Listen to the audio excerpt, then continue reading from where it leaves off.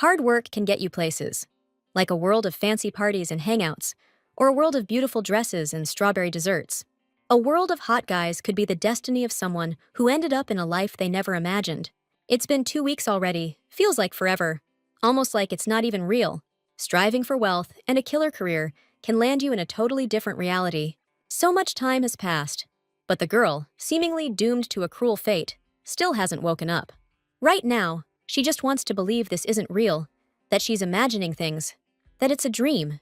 Because there's no way this is true, she couldn't actually be in a novel. And as the villain, no less, desperate to figure out what's going on, she accidentally stubbed her pinky toe on the table leg, and it was like getting electrocuted. Okay, now it's clear this ain't no figment of her imagination, because that pain is unmistakable. Milady just can't wrap her head around how any of this is even possible. Everything looks so peaceful here. She's ended up in an unbelievably beautiful place, a freaking mansion. But this girl can't even enjoy the view, not really, because this is where she kicks the bucket. In this world, she's Lucia Aurelius, the villain, the tyrant who loses it all. In this story, she's gonna kiss her fiancé goodbye, her reputation, and finally, her own life. But that's just messed up, plain and simple, because that's not who she is. She's just a regular girl from the 21st century who's been flying solo her whole life.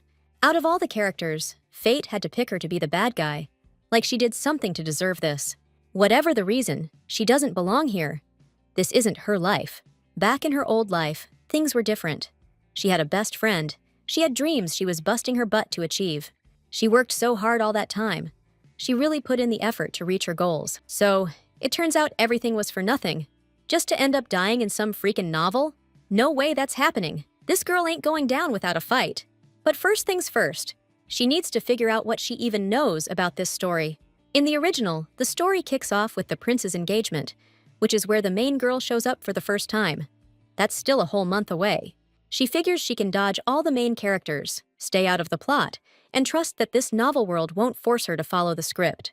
Lucia's been acting kinda nuts these last couple weeks, and she's pretty sure the villainess in the story didn't have this much going on upstairs. Among the characters she remembers, there's this knight who's supposed to ice Lucia, and her hateful stepbrothers, plus the crown prince fiancé. That's 4 of them in total. Avoiding that many characters shouldn't be too hard, but Lucia doesn't live with her brothers, and the crown prince is her fiancé, so she can't just ghost him. Just thinking about it makes her head spin. She has no idea how she's gonna avoid these guys. Realizing her plan wasn't gonna work, she decided to find another way, and that's when the crown prince caught her eye. Now stuck as the villainess, Lucia's gotta go from modern workaholic to high society schemer. Lucia couldn't even get out of bed all last week, but now she seems ready for a stroll to the palace. Linda's not hiding her worry that her lady might get sick again, but Lady Aurelius reassured her that she's perfectly fine, hoping she sounded fancy enough for this era. The girl can't just get used to this weird culture overnight. It's just too awkward having other people dress her. Linda's sure her lady must have really missed the prince all these days. They must have a lot to talk about regarding their engagement. She's right about that. Today, Lucia's making her first move, breaking off the engagement with the crown prince. A little while later, the royal carriage set off, but the wheels hit some rocks along the way. The carriage started shaking. It's Lucia's first time in one, and it turned out to be super uncomfortable. So they rolled into this beautiful old-timey town with a killer view. The girl saw this charming little place and fell head over heels. It was like something out of a fairy tale. There are so many people here, and everything just feels so cozy. This awesome spot really got to Lucia, so she decided she absolutely had to come back. This is the perfect place to take a stroll and check everything out up close. Before the big meeting, the girl decided to run through the plan one more time. First thing, she gets to the castle. She calls off the engagement, the prince agrees, and she makes it through this thing, or he refuses, and things get really difficult. Lucia totally hadn't considered that possibility, but it's too late to freak out now, 'cause the palace is right in front of her. The royal palace is like history and luxury all rolled into one, blowing your mind with its fancy interiors and gardens. It's got all kinds of styles mixed together, showing off the family values, and it's a totally unique blend of architecture and tradition. Lady Lucy was greeted with honors. A servant brought hot tea and freshly baked waffles with strawberries. She also mentioned the crown prince would be joining her shortly. This is really happening. Now that the girl's here, she's way more freaked out. She's sure he'll agree to call off this engagement. The prince doesn't want this wedding any more than she does, so he has no reason to refuse. The doors to the hall swung open, and finally, there he was. A tall, imposing man with a stunning face. This has got to be the main character. Lucy's breath caught in her throat just looking at him. Being this close to the prince was intense. He'd heard she wasn't feeling well, so the first thing he did was ask if she was any better. He apologized for not being able to visit, but Lucy understood he'd been busy. The prince is polite, even if he's not thrilled to see her. For the girl, that's definitely a good sign. After gathering her thoughts, she said she wanted to talk about their engagement. Hearing this, the prince's face changed. He sighed heavily and reminded her that they couldn't move the wedding date any sooner. But when Milady announced her desire to break off the engagement, His Royal Highness, the Crown Prince, stopped breathing for a moment. It's really hard to believe, but Lucia Aurelius wants to call off their engagement. His Majesty didn't expect to hear something like that, so he decided to find out why she suddenly wanted to cancel it. The thing is, the prince definitely doesn't love her, and Lucy isn't sure she'll ever love him. Besides, he doesn't want to marry her. She won't be happy if he marries her against his will. Also, she's sure the Crown Prince won't have any trouble finding a new bride. Lucy's sure he and the main heroine will meet sooner or later, because after all, it's their story. She doesn't want to interfere, and not every story needs villains anyway, and Lucia is the villain. The prince is taking his sweet time, huh? He's got to be shocked, but this is what he wanted, right? Miss Aurelius is practically bursting to get dumped, because he's going to do it sooner or later anyway. She just wants to speed up the breakup, since she's sure he won't change his mind. Just like we thought, His Majesty lit up like a Christmas tree and agreed to call off the engagement. He really doesn't want to marry this girl, and Lucy's glad His Highness is on the same page. If that's what she wants, then the Crown Prince will get all the paperwork ready. They can announce it at the royal banquet. All she has to do is show up, nothing more. But she doesn't remember a thing about any royal banquet. Whatever, that's not important right now. The main thing is the engagement's off. Lucy will be there for that. Lucia did it. She just turned down her own wedding. That was easy. The prince was more than happy to ditch his unwanted bride. This is exactly what she wanted. It's finally over. Come to think of it, Lucy's probably never coming back here. It's not every day you get to see the palace. She decided to take advantage of the chance and wander around a bit. Everything should be fine if she's just a little late. Meanwhile, in the knights' training yard, two knights faced off in battle. It seems too fast for some, but for the swordmaster, it's too slow. His mastery of striking techniques and amazing movements are honed. He easily defeated his opponent. He praised the boy for being strong, but told him to work on his body positioning. They're using wooden swords, but they're still heavy, so you need to move faster on the battlefield. The knight wanted to show him how to deal with that problem, but hearing a woman's voice, he knew it wasn't going to happen today. Lady Maria, the royal governess, arrived in a hurry to take him away immediately. Looks like the master got caught again. That's the third time this week. It's kinda wild that someone like him sucks so bad at sneaking around. Lady Maria gets that His Highness likes being outside the palace, but he can't keep skipping lessons. Right then, the kid asks if he'd mentioned how absolutely stunning Maria looks today. But his flattery didn't work. No getting out of class this time. Since the weather's nice, the governess let His Highness study outside and told him to follow her. Also, his brother's coronation is coming up, which means the master's gonna have a ton of new responsibilities. He needs to take this seriously, because if something bad happens to the king, he's next in line for the throne. Plus, Maria doesn't like the knights he hangs with. She overheard him calling a council member a real piece of work. Seeing that snake in the royal garden again, the governess got seriously ticked off, wondering what she was doing there. Crazy, she's not even queen yet, and Marie's already got a massive headache because of her. This is awesome. Things went so great with the prince. He even said he'd handle the paperwork himself. Suddenly, the girl heard a cat meowing and found a kitty stuck in a tree. Her inner cat lady instantly activated, and she just had to help the poor thing. Figuring priorities are key, she decided climbing a tree in a dress was totally doable. Lucia nimbly climbed the tree in her long dress and was almost there. Then the branch snapped, and she plummeted down. Definitely her most spectacular fall ever. Before she knew it, Milady was in the strong arms of a handsome young man. He saved her, catching her just before she hit the ground. Something definitely sparked inside her at that moment. Lucia was hooked. The guy was super worried about her, but she just said she was trying to help the cat. Turns out the cat didn't need any help. He just climbed down the tree himself, safe and sound. So your highness got curious. Does Lady Lucia need to be somewhere, or would she rather just stay right here in his arms? She got so flustered, she apologized and started to climb down, telling him he could let go. Her bad. She shouldn't have been climbing trees in heels. Good thing all she did was rip her sleeve. Since she called him Sir, His Majesty's got a real good feeling she hasn't forgotten him after all. But Lucy has no idea who this knight is, or if he was even close to the real Lucia. Luckily, the guy was just messing with her, 'cause he was sure she couldn't forget her future brother-in-law. So, he's the Crown Prince's brother, Leonardo Felix, the Crimson Lion, a stone-cold general. He was a background character in the story, barely mentioned, but he was described as a ruthless dude, a savage warrior. Recognizing him, Lucia curtsied, but Leo took her hand and went to kiss it. Just then, a woman's voice rang out, Lady Maria calling for His Highness, saying the tutors were waiting. Her greeting to Lady Lucia was like a bolt from the blue, sending chills down my spine. Suddenly, it got freezing cold. Leonardo promised to return to them right after he escorted Lady Lucia. On the way, he apologized for upsetting her, but said he just couldn't help but tease her a little. She must be here to see her beloved fiancé again, all caught up in this whole engagement thing. Actually, that's not the case. Lucy's got nothing tying her to the prince anymore. She called off the engagement today, so they won't be seeing each other much now. She won't be coming here like some kind of bridge. She has no reason to. Anyway, it's time for Lady Lucy to head back home. Time to say goodbye.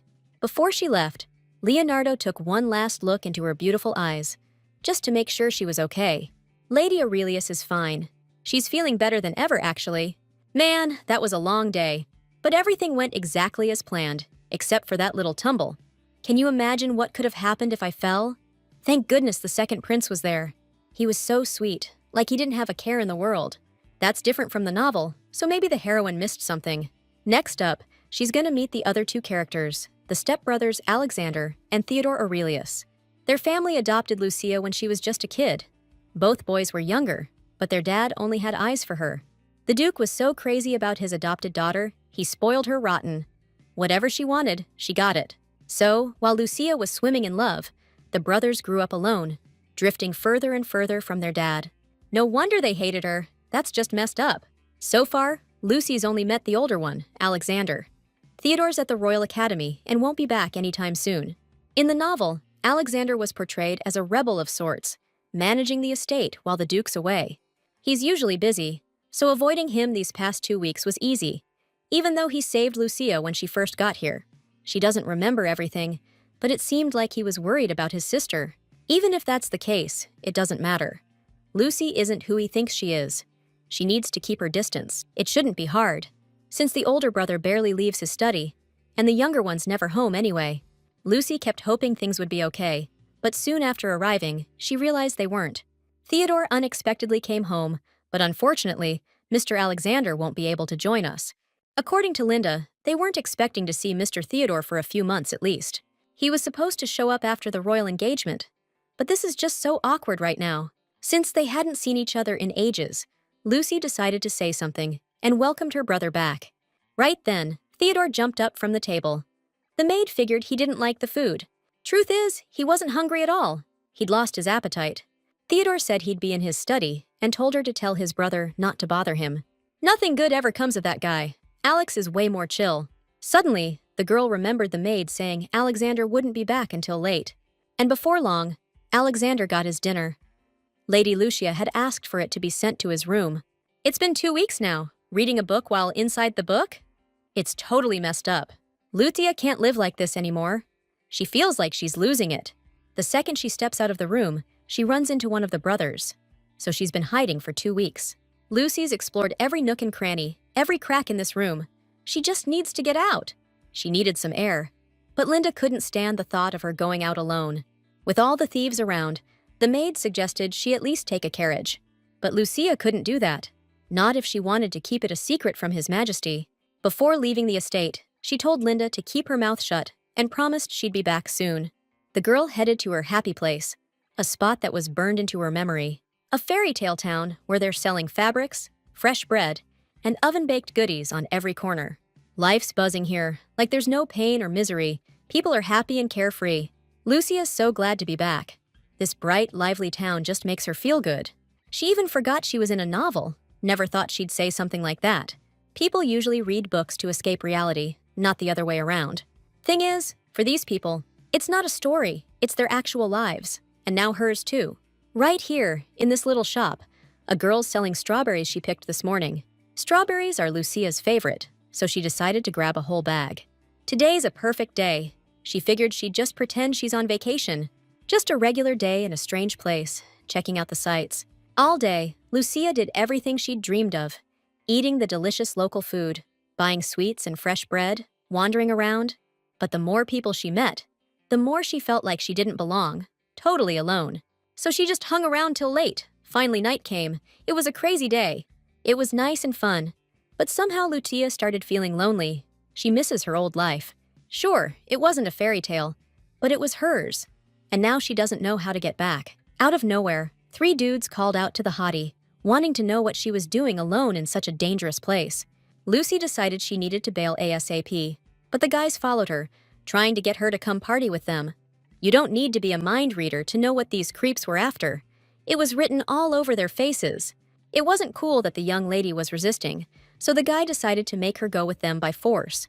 Gaining some strength, Lucy broke free from his grubby paws, but she miscalculated and lost her balance.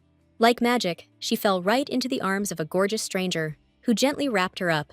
His touch was so gentle and confident, his stern gaze locked right onto her eyes. Seeing the extra guy, the street punk immediately warned him to back off, saying she was his girl. But Lucy declared she didn't know these guys, and she was definitely not his girl. You could cut the tension with a knife. It looked like the stranger scared the thugs off with just one killer look. Luckily, those scumbags bolted right away, didn't even leave a trace. When Lucy went to thank her savior, she noticed he'd already taken off. Spotting him in the distance, the girl took off after him, and that's when the guy figured she'd be okay. With the last of her strength, she caught up to the stranger and thanked him, saying she would have been in real trouble if not for him. The weird dude was a man of few words, just said he didn't do anything, and kept walking. Which, honestly, is kinda true. He just stood there and those creeps ran off. This guy looks kinda intimidating, and yet Lucia feels safe around him. At this point, the guy was seriously wondering why this girl was following him. Out of curiosity, she started asking questions about whether he was a knight, and if he was planning on becoming one. In his eyes, this girl's a total airhead. He just said knights get paid a lot. Getting jumped by 3 dudes, and then following a stranger into the woods? That's just asking for trouble. That's when Lucia realized he wanted to be a knight for the cash. She's got plenty of dough, but no knight. Once they were in the woods, besides the wind and the owl's hoot, the guy heard some seriously suspicious rustling. He couldn't just leave her out there alone, so he offered to walk her home. Right then, an owl swooped down on a mouse, and it freaked the lady out so bad she jumped right into the stranger's arms. They both tumbled to the ground, and the girl immediately started in about him wanting to be a knight. If he really wanted it, Lucy offered to make him her knight. She promised to pay the stranger 4 times the going rate if he agreed to be her personal knight. But all she got back was a look of total shock from the guy, who clearly had no idea what was going on. Just like she figured, the offer got his attention. So Lucy took his silence as a yes. 4 times the pay, room and board included. She told him to follow her, so she could show him his new workstation. By this point, Alexander had already heard the news about Lucia popping out for a stroll in town this morning. The whole thing struck him as weird, seeing as how Lucia hates walking around town. Linda confessed that she insisted Milady take the carriage, but she wanted to go alone and asked her to keep it a secret. All this chatter was making the room too loud. It was messing with Theodore's focus while he was trying to read. He said it didn't seem like Lucy was planning to, do anything drastic. How messed up is it that that's all he can say about the situation right now? And at a time like this, with his sister's fiancé here, and nobody even knows they called off the engagement yet. First thing Alexander did was send Linda to check Lucia's room, see if she'd come back already. The Crown Prince was really surprised that this girl hadn't spilled the beans about them to anyone yet. He figured she was stalling because she still had feelings for him. Just then, the person everyone was worried about showed up. Lucia timidly entered the office. Seeing his sister, Alexander's heart skipped a beat. Right now, nothing mattered to him except her. He grabbed her shoulders and pulled her closer. He looked like he'd seen a ghost. He was so worked up, his eyes darted all over the place, his voice trembled, and he peppered her with a million questions. But through it all, Lucia saw only one truth. It felt like a dream, but Alexander was genuinely worried. He couldn't believe she'd even consider going into town alone and coming back so late. What was she thinking? And even though Lucia said she was fine, Alexander reminded her again how dangerous it's been lately. Suspecting something was up, the knight snatched her away from her stepbrother and held her close. Everyone was stunned. Like a ray of sunshine, the young man enveloped the girl in his warmth and protection, the kind you could just melt into. Time for Lucia to introduce her new knight to everyone. And first up, her brothers. You could cut the tension with a knife when the crown prince approached Milady to find out if this knight thing was for real. She just wanted to defend herself, but she never expected things to go down like this. Lucia just broke off her engagement with this dude today, and now he's already forgotten something at her place again. She tried to ask him about it directly, but the crown prince ignored her question and asked about the knight again.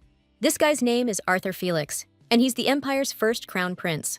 Arthur doesn't recall Milady ever mentioning a knight, so he figures she must be pretty confident in his abilities. Then Lucia declared that she knows this person very well, even though it's a total lie. This girl's got nerve. She doesn't even know his name, and he doubts she even remembers him. Still, she's so sure of herself. It's kind of hilarious. Looks like Arthur's got a real bone to pick with that knight, and out of nowhere, he asks Lucia to take a stroll with him in the garden. All but certain she'd say yes. The crown prince told Alexander he'd catch up with him another time to finish their chat. Surprisingly, the girl agreed to go and talk. Before leaving, she left the knight here, telling him to get in touch with the boys. It's late, stars light up the sky. The royal garden looks especially beautiful at this hour. This is so awkward. They've been wandering around in silence for 15 minutes. Lucia was starting to think the crown prince was giving her the silent treatment, not understanding why he even asked her out here if he wasn't going to say anything. This is getting on her nerves, so she's got to say something. And the best way to start a conversation is to talk about the weather. She was about to say how lovely the weather was, when suddenly a cold north wind blew in, and all her plans went to hell. Up until then, the weather really was perfect. This is just too much. The wind's really whipping, snatching her hair all over the place. Arthur can hear Lucy's teeth chattering from the cold. Like a total lovesick puppy, the crown prince takes off his shawl and wraps it around her to keep her from freezing. It has gotten seriously cold out here. He tells her she should head back. Looking right into Lucy's eyes, Arthur's got that smitten look. He wants to catch up with her later. Before leaving, he wishes her a good night. His words, along with the icy wind, send shivers down her spine. After all that, Lucia's totally thrown. She can't figure out why the crown prince was even there in the first place, and why he was acting so weird. There's just no way he could actually be into her, right? Thinking about it, she figures she must have bumped her head or something. But then she remembers it wasn't a tree she ran into. Like, her knight's gotta be where she is, right? Lucy knows that deep down. Now that she's thinking about it, she realizes she didn't even introduce herself. Her name's Lucia, and this guy, as she already knows, is just called Sir Noah. As he pointed out, turns out they're already pretty well acquainted. Remembering that, Lucia apologized for the fib, said things just kinda spiraled. She told the butler to show Noah to his room, since it's late and he's gotta be tired. It's getting chilly out here, Cold thought again, blowing the autumn leaves like winter's coming. The lady barely had time to react, before the knight carefully draped his cloak over her, without a word. There's absolutely no doubt now, he really is a stand-up knight. Fallen leaves can symbolize a love for life through their ability to be reborn, like new life emerging. This morning, Miss Aurelius received an invitation to the royal banquet. Linda was told that the lady's dress will be ready by tomorrow, so there's still time to make adjustments. And of course, they have to pick out the perfect jewelry and accessories to go with the dress. Linda's totally rooting for her naturally. If she only knew the prince is gonna announce their breakup at the banquet. And the way he's gonna relish doing it makes sense, considering he can't stand Lucia. It's gonna go down soon. Besides, now she's got him, her knight. He's been shadowing Lucia for weeks now, but barely says a word. She's not entirely sure what knights are supposed to do, but figures it's something like bodyguards. Truth is, the girl actually feels safe around him. Plus, she's been tripping a lot lately, so she needs a strong guy to lean on. A gentle breeze lifted the silk scarf Lucia uses to cover her head high into the air. Just his luck, the wind left it with Theodore. And in that instant, fear flashed in the guy's eyes, like he'd seen a snake. His visit's a pleasant surprise. Linda offered him some tea while the weather's nice. This atmosphere is straight up oppressive. The thunder and lightning are practically screaming about the tension between them, like a bad omen. Still, Lucia can't keep avoiding her brother. She's gotta know if he wants to grab some tea. Not seeing why he'd ever want that, Theodore snatched his scarf off and chucked it on the ground. Truth is, he can barely stand to even look at his stepsister. Hearing that definitely left a mark on Lucia, a sting that'll hit her every time it comes up. The sky just went black in an instant. Thunder's rolling in. "Milady, you gotta get back to the manor. A storm's brewing." A flock of black crows, sensing the rain, took off. Lucia headed back to the palace right along with them. Picking up the dropped scarf, Sir Noah felt a chill, like he was feeling all of Milady's pain himself. This strange girl and the destiny she's facing, it's all weirdly reflecting on her night. Noah clutched the scarf tight to his chest before the cold wind could take it. The weather's just getting worse and worse. Theodore threw open the windows, inhaled the scent of the coming rain, and stared up at the dark sky. Grabbing tea with her? Seems like a load of bull. This kid's got no clue what she's playing at. And now she suddenly wants a knight in shining armor? Every time her dad suggested something like that, she'd throw a fit. Lucia's changed a lot since then. She's become so different. But when he thinks about how she's changed, the kid just thinks it's a joke. Theodore's convinced people don't change, especially people like her. In the middle of the stormy weather, a messenger bird suddenly flew in through the window. Someone needed to send a letter at this hour. When Theodore read the sender's name, he was super surprised. Weird, it's a letter from Lucia. Her room's right next to his, so she could have just walked over instead of sending a falcon. As soon as the kid opened the letter and read everything that was written, he was completely speechless. He froze, rooted to the spot, unable to even hold the letter in his hands. Lucia had sent a letter to her dear father and brothers. Sure, they were heartbroken by her recent disappearance. The day started well. She left again to see the crown prince, eager to meet with him soon. But the carriage never arrived. There was an accident in the woods along the way.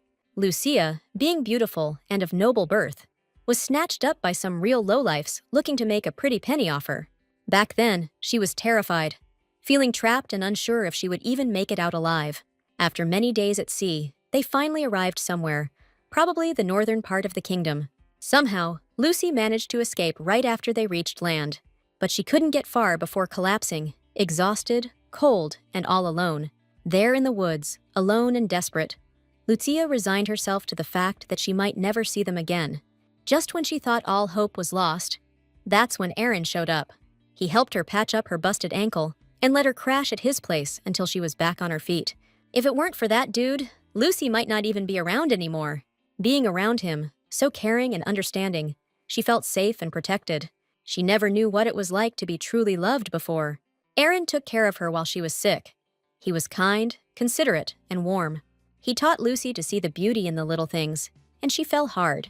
He became the guy she wanted to spend the rest of her life with. So, the girl decided to stay there and marry Aaron, announcing that her engagement was off. Realizing what he'd just read, Theodore initially thought it was some kind of joke. No way this is real. Lucy doesn't have a funny bone in her body. Theodore's sure she wouldn't pull a prank like this. Plus, it actually looks like her handwriting.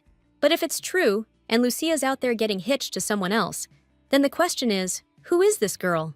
Today went smoothly. Lucia finally got her invite to the royal banquet. Her plan's moving forward, and it won't be long before everyone knows Lucia and the crown prince are calling it quits. Her second brother can't stand her. She doesn't even know how to act around him. She tries to be nice, but it just grosses him out. But she can't really blame him. It's all just too messed up. Theodore hated the real Lucia, and he has no clue that she and this girl aren't the same person. But even if he did figure it out, it probably wouldn't make things any better. Theodore thinks it's ridiculous that someone would even bother pretending to be Lucia. It seems pointless. Thinking about it, Theodore suddenly realized Lucia was destined to be the next queen. A girl who's a dead ringer for the future queen? That's a golden opportunity. Someone could definitely make use of that. If that's the case, there's no way to know if the kidnapping was just some random accident. If Lucia really wrote that letter, then it means we've been living with an imposter this whole time. Theodore decided to talk to Alexander about this, because this girl could be trouble.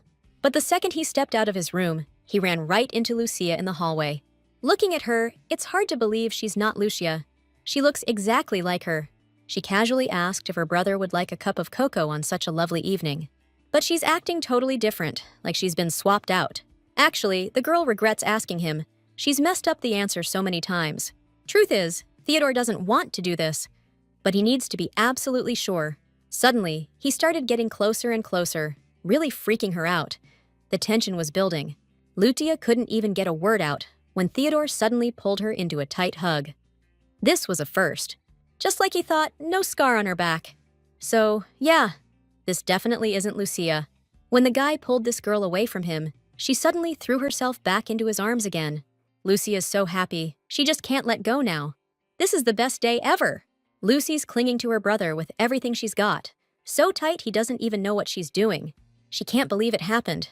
Theodore just wanted a hug. It was so sweet. The guy's got a million questions swirling in his head. After all that, he was starting to think even this Lucia would do. Back in her bedroom, the girl noticed a scarf on the doorknob, the one she'd forgotten in the garden. She probably had Linda do the laundry and tie it up all nice. By now, it was finally hitting Sir Noah. Lucy doesn't remember him. He needs to tell her ASAP, but he's got no clue how she'll react. Before he met her, his life was a whole different ballgame. Working for his boss, he was fixing roofs, cleaning chimneys, running all sorts of errands around the place. From sunup to sundown, the kid was busting his butt, hauling boxes, scrubbing chimneys, doing whatever they told him. Figures it'd rain now. This lake. This is where Theodore first met her. Wherever she is, he just hopes she's doing okay. Sir Noah started his morning early, chopping wood and stacking it neatly. He still needs a ton to save up enough. He even hawked his sword. Staying at a hotel was way too expensive, so the kid was gonna have to crash in the woods again. He might never see her again, but he was dying to know where she was now. Noah had been grinding non-stop to save up some cash, and after 2 weeks, he was completely burned out. Today was a real killer. He would have given anything to chill at a hotel tonight. On his way back from another gig, he spotted a young woman getting hassled by some local thugs. She didn't want anything to do with them, so Noah couldn't just leave her there. He rescued the beautiful girl with his own 2 hands, making sure she was safe. That's how they met again. But Noah's clueless about how to bring it up. He missed his chance, and now it's going to be way harder to explain everything. But she's got to remember him eventually. Then there's the chance Lucy might think he's a total scumbag. This kid needs this job. He'll never save up enough just fixing roofs and chopping wood. For some nobody like him, becoming a knight is basically impossible. Noah's been prepping for this his whole life. Plus, let's be real, it's the easiest and best-paying gig around. All he has to do is escort Lucy, and she's super sweet. Lucia can't believe Theo did that. It was so out of the blue, she was expecting him to blow up.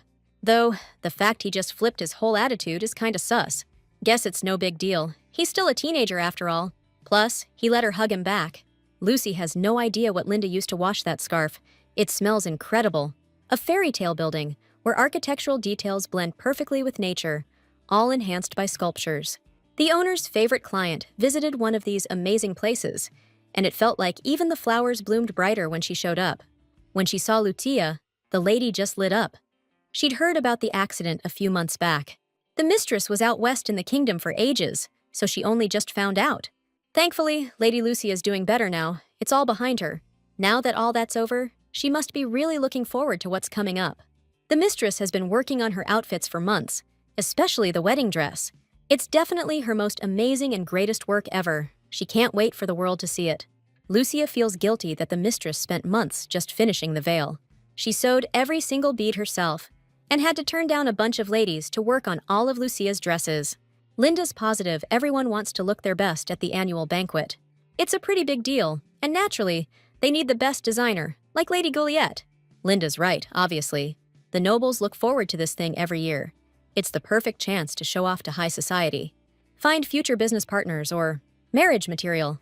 Supposedly, the novel kicks off with a royal wedding, which is why Lucy figures the banquet was never mentioned.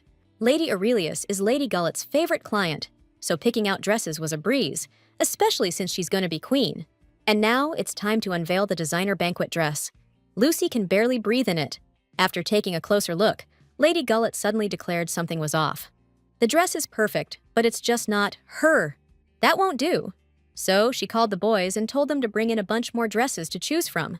Of course, there are tons more outfits to pick from. Like we said, Lady Aurelius gets the VIP treatment here. The lads were digging the lady. They thought she was hot, and they weren't shy about showing their appreciation when she came out. Hearing that, Sir Noah wondered if they should maybe, lock the doors. Deciding to handle this himself, the knight carefully crept towards the door, trying not to peek inside. But the second he looked up, he was frozen. His breath caught in his throat, and his heart hammered in his chest from pure amazement. Almost instantly, Noah slammed the door shut, trying to recover from just how breathtaking his mistress looked. He closed his eyes, picturing her again, and his face and ears instantly flushed crimson. As Linda helped her mistress into her new dress, she suddenly noticed that her scar was completely gone. Hearing this, Lucy froze in shock. She'd never even heard about any scar. The scar was completely healed, and for some reason, Linda was only noticing it now. Now she was certain that the ointment she'd been using had finally worked its magic. The maid had heard tales about the herbalist and her ointment, but she never imagined it would work this fast. The scar was completely gone. This news delighted Lady Gulliette. She was thrilled that Lady Lucy could finally wear her hair up. The real Lucia had a scar, and she didn't even know it. Lucky her, things could have gone way worse. The Aurelius brothers are already running late. Alexander doesn't think they have time to wait for her. He and his brother will have to go on ahead. Have another carriage ready for Lucia. It's weird Lucia's late. She usually gets ready pretty fast. Guess he and his little bro get some quality time.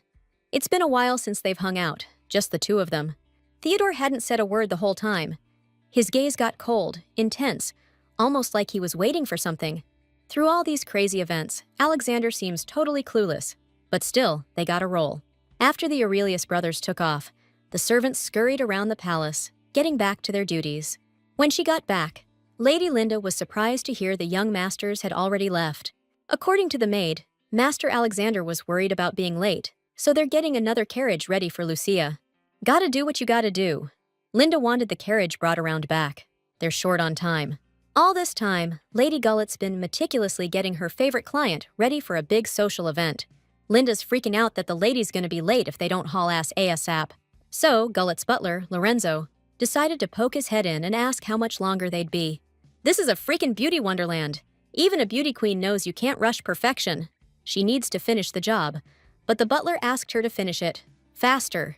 The royal palace, ready to welcome guests, is a total architectural masterpiece where luxury and history go hand in hand. Finally, the Aurelius family carriage pulled up to the palace. Lady Aurelius is super late, but right before going in, Lucia suddenly stopped, like she had this feeling she'd forgotten something. And she has. Girl needs that final touch. Lady Gullette's got it all planned out with that feathered wrap. She's betting the prince won't be able to take his eyes off Lucy. And damn, she looks good. A warm feeling spread through her heart. Everyone's been so kind, and she's truly grateful for it. Lucy's actually liked here. Maybe not by the main players, but there are people who seem to care about her. Doesn't really matter now if she was as bad as the book said, 'cause she ain't sticking around here for long anyway. She won't have anything to do with the main characters or these people anymore. She needs to focus on getting the hell out of here. Lucy's gut feeling was right. She forgot something. Noah's been waiting this whole time for her to show up. Not knowing where she is, he decided to ask the maids when Lady Lucia was supposed to leave. Turns out, the lady left about 20 minutes ago. She was running super late because she took forever getting ready. Of course, she wanted to look absolutely stunning today. Hearing from the maids that her fiancé would be there, Noah froze. She hasn't been to the palace in weeks, so the girls are betting she's dying to see him. Noah was speechless. He didn't know what to say. This is the first he's hearing about her being engaged. The wheel just broke on the way. The butler thought he could fix it, but there's almost nothing he can do here. In that case, Lucia decided to ask how far the estate was, figuring she could walk there. The butler can't let that happen. He says these woods are crawling with bandits and wild animals. He took all the blame, thinking he should have been more careful, but Lucia doesn't think Sir James is at fault. The main thing is that everything will be all right. To be honest, this is a disaster. She's already late, and at this rate, she might miss the announcement completely. Doesn't look like she'll be able to get home or reach the estate at all. It's way too dangerous to go alone. It's only now, thinking about it, that Lucy realized she forgot to bring Noel with her. Like an idiot, she just straight up forgot a whole person, and her knight at that. He's probably still waiting on the manor steps, and totally pissed that she spaced on him like this. Just then, like a ray of sunshine breaking through the slums, Sir Noel appeared, riding his horse as fast as he could. James was super relieved he showed up and explained that the carriage wheel had broken. Until he could get some help, he left Noah with Milady. But the knight's more worried about the wheel breaking. He immediately started freaking out, wondering if she was hurt. Right away, Lucia ran up to him, all happy, looking him right in the eyes, and grabbed his shirt. He's finally here, and now she feels so much calmer. She feels safe with him around. Lucia really looks incredible today. Just one look at her, and Noah's heart started pounding in his chest. Still, he pulled himself together to ask if she was injured. Feeling incredibly guilty, Lucy started apologizing for being so scatterbrained and forgetting him. She got so caught up and rushed this morning. Plus, Lady Gellet spent forever on her makeup and hair. Then she was late to start with. Then the carriage broke down, and she and Sir James got stuck out here. The thing is, she absolutely cannot be late to this banquet. The prince is probably waiting to announce the breakup. Without hesitation, Sir Noah took off his gloves and grabbed her firmly around the waist. He hoisted her up onto the horse and told her not to worry. He promised he'd get Lucy there on time. Her amazing knight in shining armor. Come to think of it, this isn't so bad.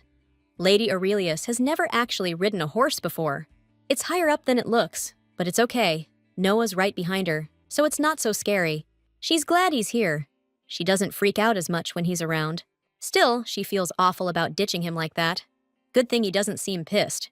Lucia thanked him for coming, but saw his face was totally grim. Honestly, this whole thing is super awkward for Noah, even though it's not the first time he's run into her. But he still can't figure out why he got so flustered. He's never seen Lucia like this before. He figures she was relieved to see him after the carriage got stuck. She was so scared she'd missed this event. Guess it's a pretty big deal. Or maybe she was bummed about missing her sweetheart. Noah didn't even know she had a fiancé. Either way, it's none of his business. He's just doing his job. It's tough to keep telling himself that, when Lucia's sitting so close, like she's doing it on purpose. Noah barely caught a whiff of her amazing perfume. And when she turned to thank him, he wasn't expecting that. Just one look at her, that unbelievable beauty, that amazing figure. And he felt like he was falling apart. In reality, it was all so awkward, but hey, it'll be over soon.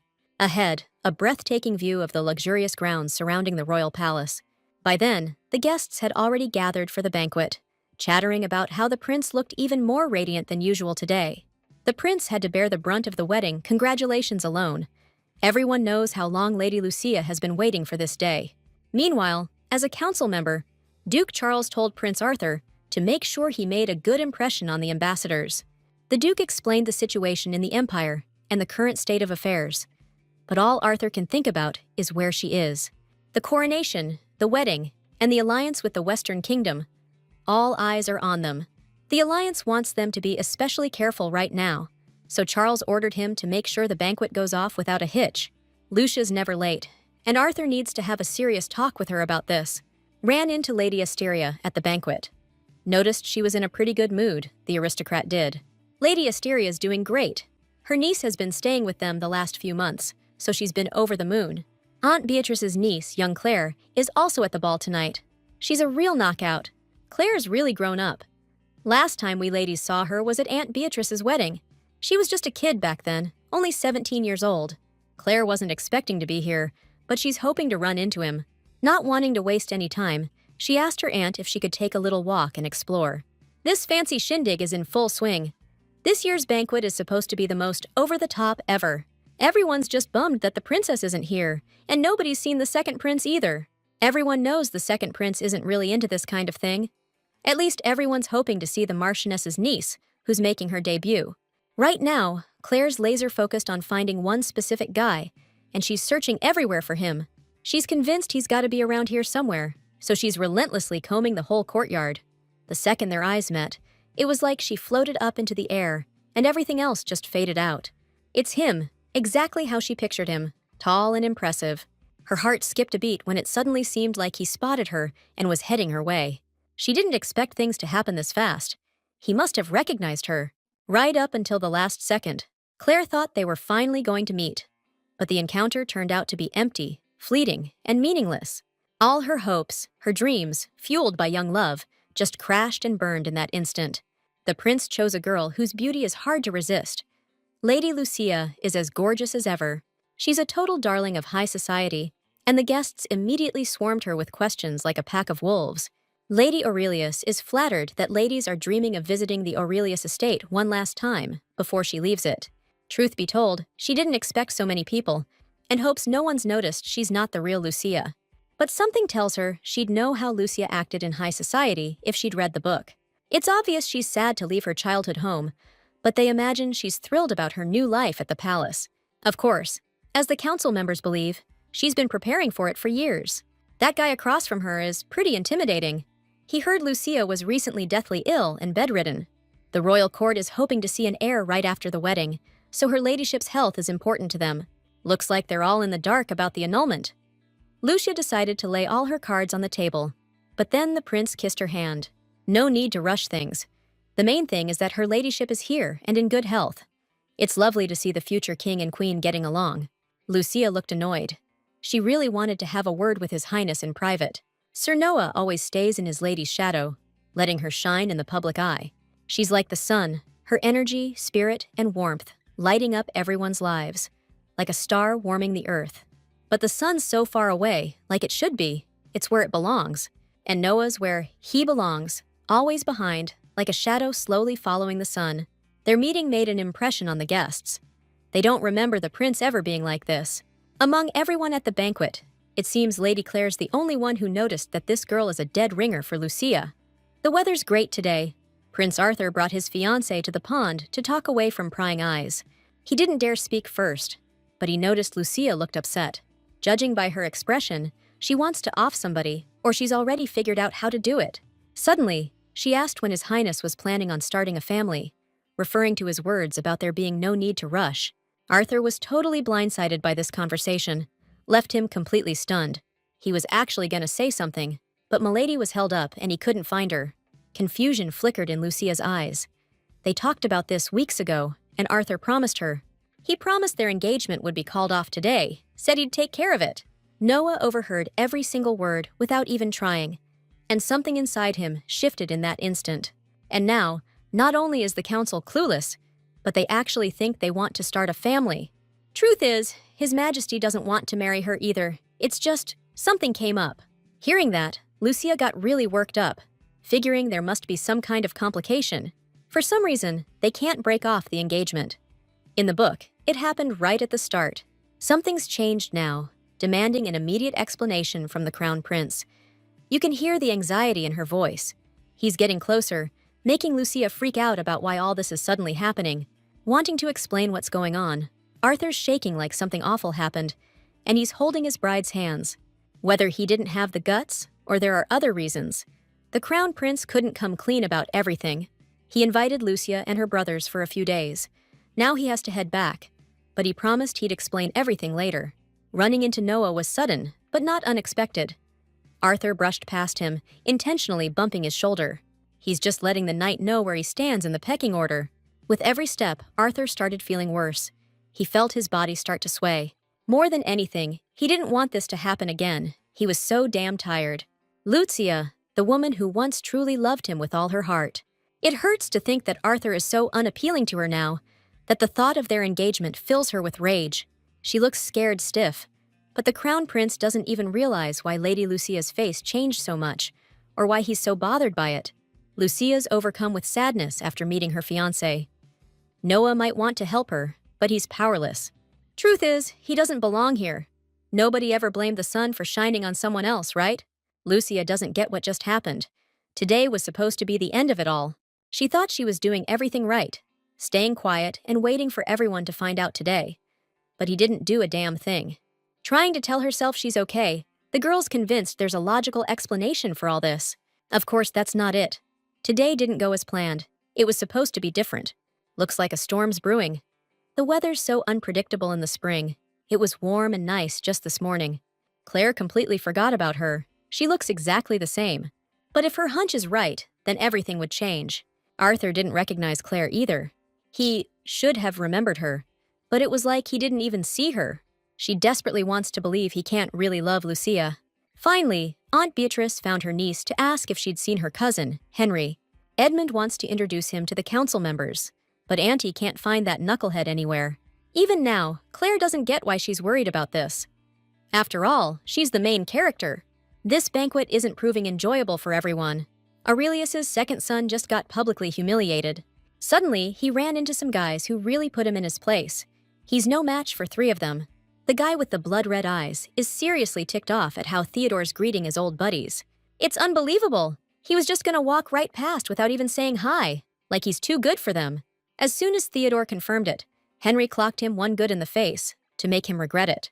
So Aurelius thinks graduating top of the class makes him hot stuff, huh? Theodore doesn't see it that way.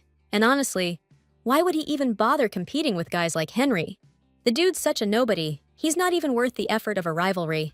Henry took those words way too personally. It sent him into a rage, and he started wailing on the kid. Kicking and punching him all over, he was really going overboard. Afraid Henry would actually kill him, his buddies pulled him off and told him it was time to bounce. Beaten and battered half to death, Theodore was left alone, barely able to breathe, let alone call for help. He managed to get to his feet somehow, but tears streamed down his face. He was so sick of this crap. Meanwhile, Lucia was heading back to the palace, not saying a word the whole way.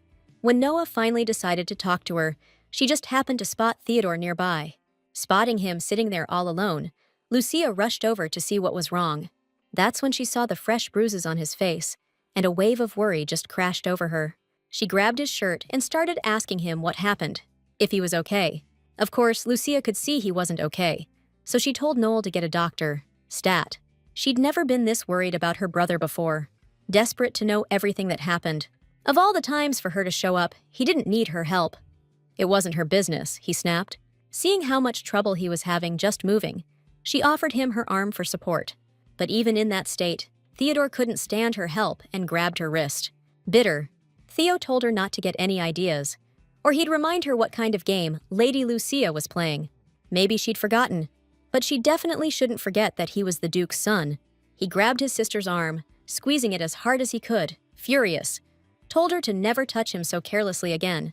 Noah was there in a flash, shielding her with his arm. He grabbed Theodore roughly and hoisted him off the ground. A vicious look flared in his eyes, fueled by pure rage. He was ready to go all the way if this guy even thought about it.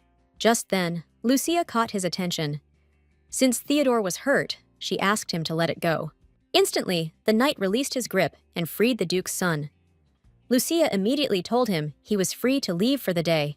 Despite his concern, she insisted she was fine and dismissed the young man.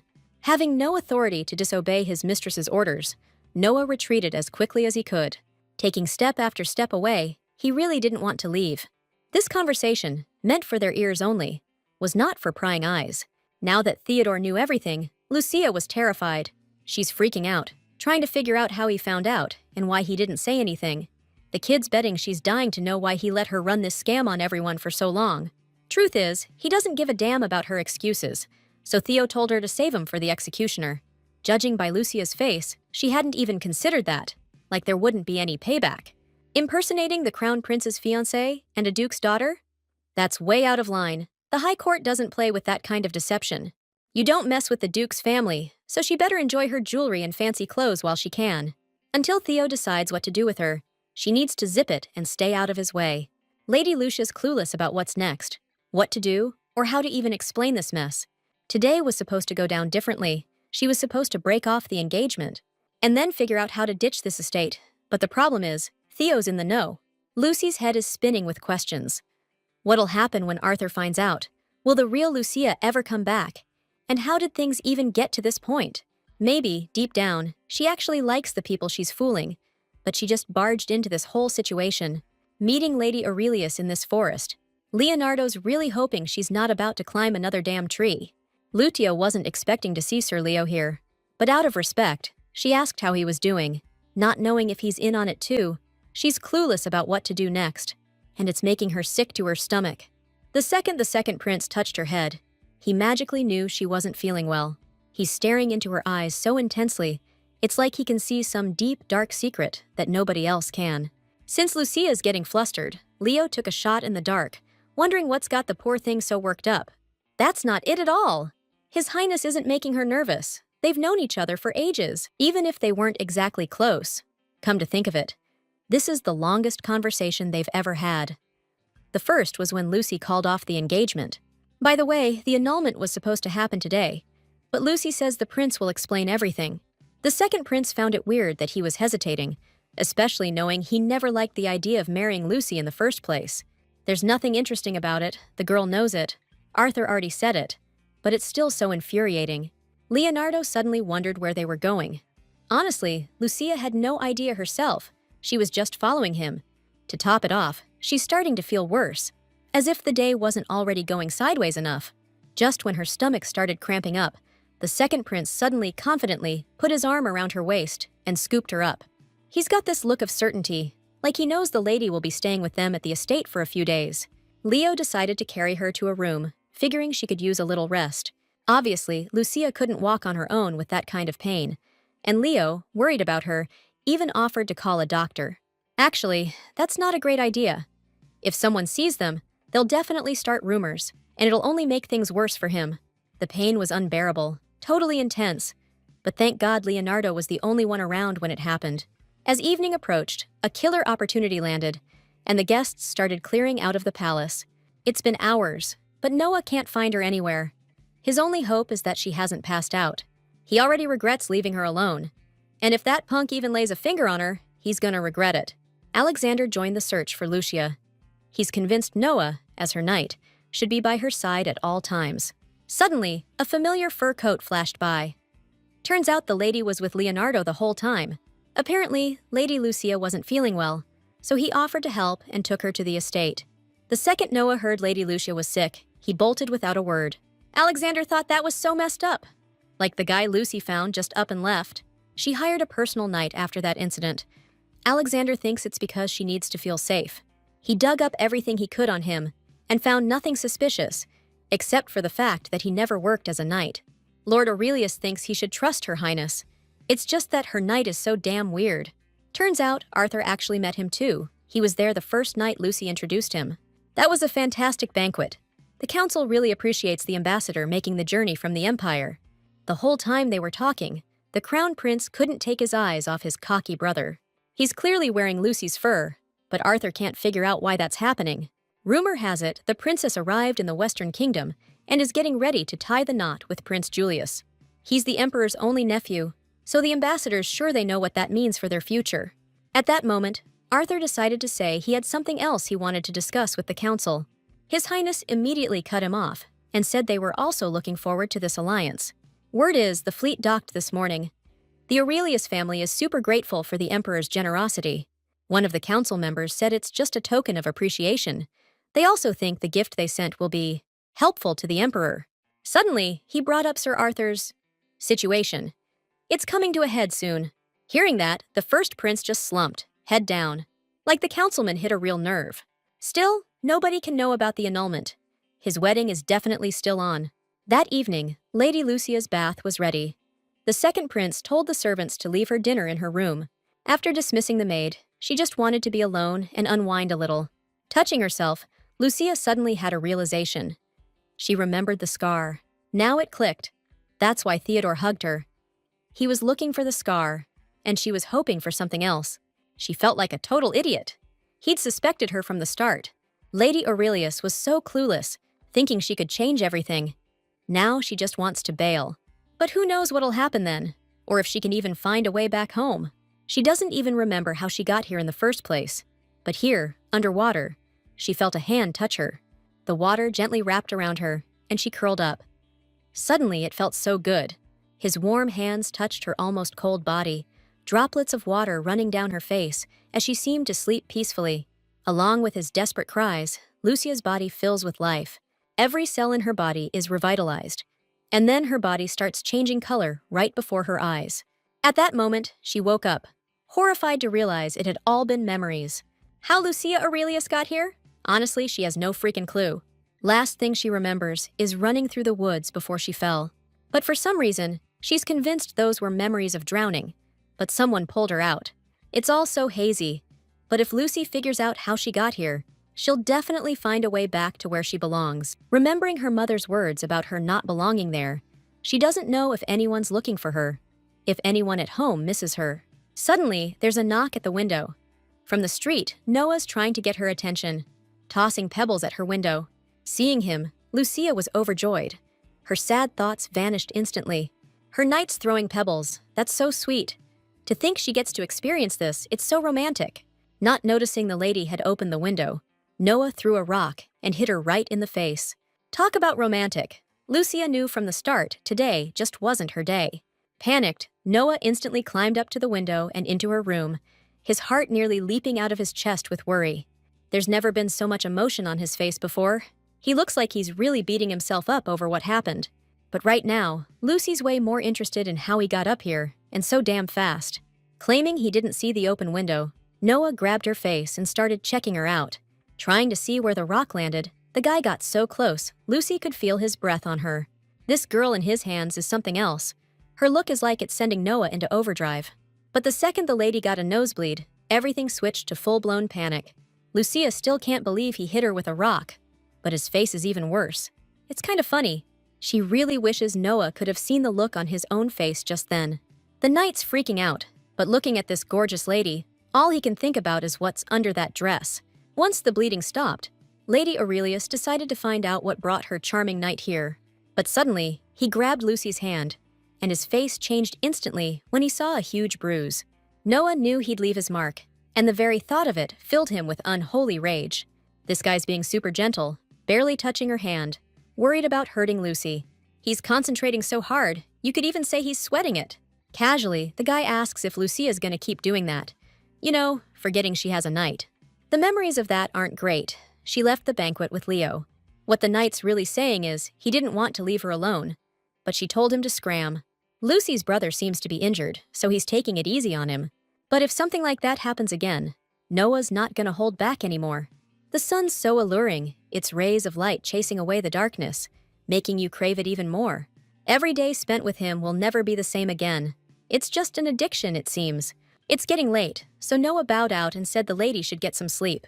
Before he could bail, Lucia stopped him and thanked him for everything he does for her. She told him not to worry about Theodore, since he's just a kid. Siblings fight sometimes. Lucia doesn't want Noah to hurt him, or worse, get in trouble for disrespecting a noble, like she would. But Noah knew she was lying. Protecting Milady is his job. Surprisingly, the guy just hopped off the high balcony and kept walking. Right then, Lucia got another nosebleed. But at least the knight's heart's in the right place. The girl was totally out of it until morning after such a rough day. Looking at her, Lady Maria can't bring herself to do what she has to do, thinking it's just so wrong. Lucia woke up to the governess's nasty, judgmental glare. Nobody's ever said good morning to her like that. Turns out, the servants are here to dress her for breakfast with the royal family. Her ladyship and her brothers are invited. The maids brought this dress knowing her grace loves this style, and that's the problem. She said she just wanted to wear something a little less constricting today, something loose and simple. Lady Maria can't stand her. That brat's always causing a scene, and now she can't even wear what she's given. Since Her Highness doesn't have any simple outfits, the governess knew what she had to do. Knowing her ladyship always wanted to wear this dress, she brought a silk gown. That makes it super comfortable. Her grace is way more comfortable now. This is the most comfortable dress she's worn since she got to this world. Of course it's perfect. This dress belongs to none other than the late Empress herself. Lucy's dreamed of wearing it. Since His Highness was super close to his mother, she must think he'd want to see her in this outfit. You can only imagine how ticked off Prince Arthur will be when he sees this witch defiling his mother's memory. That governess thinks she's too good to be in the same room as the queen. And now, it's time to leave Milady. She doesn't like being escorted anyway. Breakfast will be served in the second dining hall tomorrow. Lucia doesn't know the way, but figures it's probably better they didn't tell her. She can find it herself. But making that decision, she didn't realize how huge this place is. There are over 100 rooms. After finally reaching room number 125, Lucia still hadn't found the second dining hall. But in the room she stumbled into, she saw a handkerchief on the table, stained with blood. Just then, shouting echoed from the hallway. Sounds like things got heated with Viscount Charles. Arthur burst into the study, saying the princess needs to come home, ASAP. The council thinks she needs to marry the Western prince. It's her duty to the kingdom. And Arthur's job, as her older brother, is to make sure his sister's happy. He's convinced she's miserable and that Western prince is a low-down, dirty cheat. Truth is, it's a political alliance. Feelings don't factor in. This marriage is crucial for our nation's future. And even if feelings were involved, there's no guarantee meddling in Drakhelm's politics would be a smart move. Counselor Charles isn't sure why the Emperor would gift them an entire fleet. Hearing about it, Prince Arthur demanded an explanation for why he wasn't informed. He sent a convoy to the Western Kingdom, along with the gift. They should reach the capital in a few weeks. His Majesty decided to meet the ambassador tonight, but the council thinks all his actions are reckless. The council members left, leaving the king alone. He's not acting like himself at all. Lucia doesn't know what to do now. If Arthur finds out she's hiding here, there's gonna be hell to pay. Spotting a window nearby, she decided she'd get out of there, no matter what. So she snuck onto the balcony, where she got the idea to just jump, just like Noah does. But right then, footsteps. Sir Arthur sensed someone else was there. The image of his dead mother flashed before his eyes. She was forever imprinted in his memory in that dress. Tears of loss streamed down Arthur's face. The memories came flooding back. Lucia stopped breathing for a second when she heard her brother's voice behind her. Finally, she's here. Scared, she was about to explain everything, but His Highness pulled her close, hugging her tight. Tears are the words you need to write, a necessity, the silent language of emotions, with which the Crown Prince addressed his mother. Feeling his mother's embrace after so many years, he felt a pang of regret. He misses her so much, words can't describe it. Dealing with those kinds of feelings isn't easy. Arthur can't keep going. He's let his mother down. Seeing her brother pass out in her arms, Lucia freaked out. She doesn't get why he was calling her mother. Things just got real complicated. The girl immediately called for help, and the servant was there in a flash. It's been 4 days, and His Majesty hasn't eaten or slept a wink since he got those letters from the princess. Olden, Prince Arthur's right-hand man, his advisor and secretary, figures there's something else eating at him. Right now, it's just a mild fever and exhaustion. But if the Crown Prince keeps pushing himself like this, Augustus is sure they're screwed. As his doctor, he'll leave some meds for His Majesty to take before meals. But the most important thing right now is rest. It's weird seeing a fever in a guy who's usually healthy as a horse. He must be pushing himself way too hard. Lucia's worried there's something else going on beneath the chronic stress and lack of sleep, so she decided to stay and keep an eye on him. Augustus is sure Milady understands that what just happened here stays in this room. Now, with her permission, he and Olden will take their leave, since the prince needs his rest. Lucia didn't think she was a biased person, and thought she was kind and understanding enough. But somehow, she's already judging him for something he hasn't even done yet. This is probably what he's been trying to explain. But this whole mess wasn't even in the original story. Maybe she doesn't know all the specifics, but she definitely knows Arthur called off the engagement without any drama.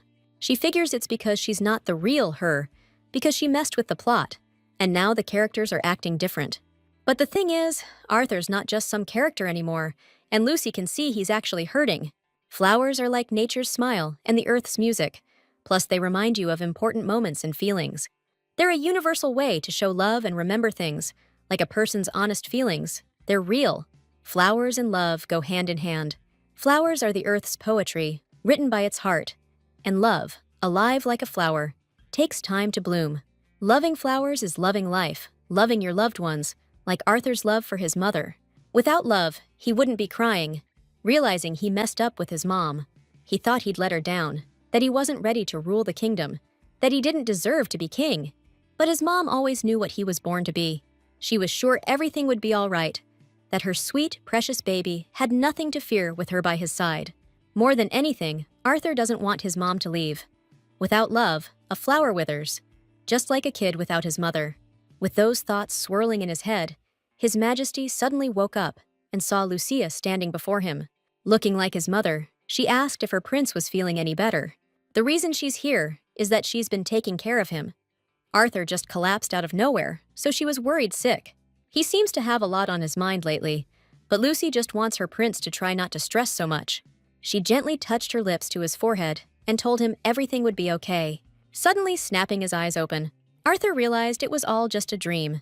Figuring he was losing it, the prince couldn't make sense of this dream, seeing Lucia asleep next to him. He had no clue what she was doing there, or what the heck even happened.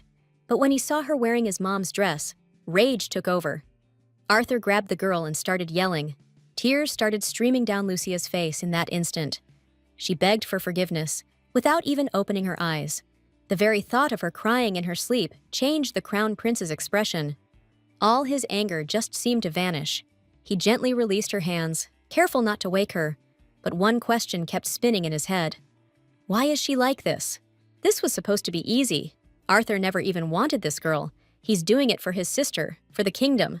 At the emperor's reception, Alexander had to apologize for his sister. She's usually never late. Seems like she's changed a lot lately. She and Leonardo keep surprising me. The thing is, she's been a little different since that incident she went through. No surprise Alexander's messed up after that kidnapping incident, considering what she went through. Her carriage was wrecked. Her whole crew got wasted by bandits. Only one maid got away. And she was so messed up, she couldn't work at the estate anymore. So you can imagine what that did to Lucia. It's totally normal for someone to be completely changed after going through something like that. When Arthur finally found her again, she was wearing some seriously weird getup. But even worse, she didn't recognize him at all. She was out of it for days, couldn't tell what was real and what wasn't. The girl kept saying she wasn't who Arthur was looking for, that she didn't belong here, that she was from another world. She kept insisting she wasn't Lucia, but some other girl. She called herself Lucy. Still, the doctor diagnosed her with psychoses that couldn't be allowed to spiral out of control. Back then, there was only one way to help her, and it looks like it changed everything. Thankfully, that's all over now. Her memory's back, and she's safe. Alexander still needs to tell his father about this incident as soon as he gets back from his important trip. Leonardo didn't even know any of this happened, so he decided to ask about Arthur. Alexander messaged His Highness as soon as he found her, so he's in the loop. Though he figured the Crown Prince wouldn't visit, His Majesty's been dealing with bigger fish to fry. Just then, Alden arrived. He said His Highness and the lady won't be joining them. Turns out, Lady Lucia's having breakfast with Prince Arthur in his study. That news surprised everyone. Looks like he's got more pressing matters today, too. Noah didn't even realize she went through something like that. After all, her brother found her that day. What a relief. But he still wishes he'd seen Lucia this morning. In his daydreams, it's like she and the Crown Prince decided to keep the engagement and get married this afternoon. Sounds crazy, but it doesn't matter to Noah anyway. It's not his business who she marries. He's just a knight, and she's just a lady, nothing more, nothing less. A very sweet and kind lady. But that's beside the point. Aside from his sense of duty and knightly honor, the kid's sure he doesn't have any other feelings for her. He's telling himself he doesn't care who she has breakfast with tomorrow, alone or with that blockhead. Noah's starting to feel like he's losing it with these thoughts. This whole thing is a major drag. Suddenly, he spotted Milady, and a smile flashed across his face. He decided to see what she was up to. The knight caught the terrifying gaze of Lady Aurelius. Her eyes were full of tears and red from crying so long. When Lucy opened her eyes again, she realized she was in the city, at her grandma's house. For a second there, she thought she was back, like it was all just a dream. But then she heard a familiar voice. The old woman wasn't expecting to see the girl there. Stunned, Lucy decided to ask how her grandma was doing, since it had been a while. But the old lady just repeated her question. She wants to know what this killer is doing here.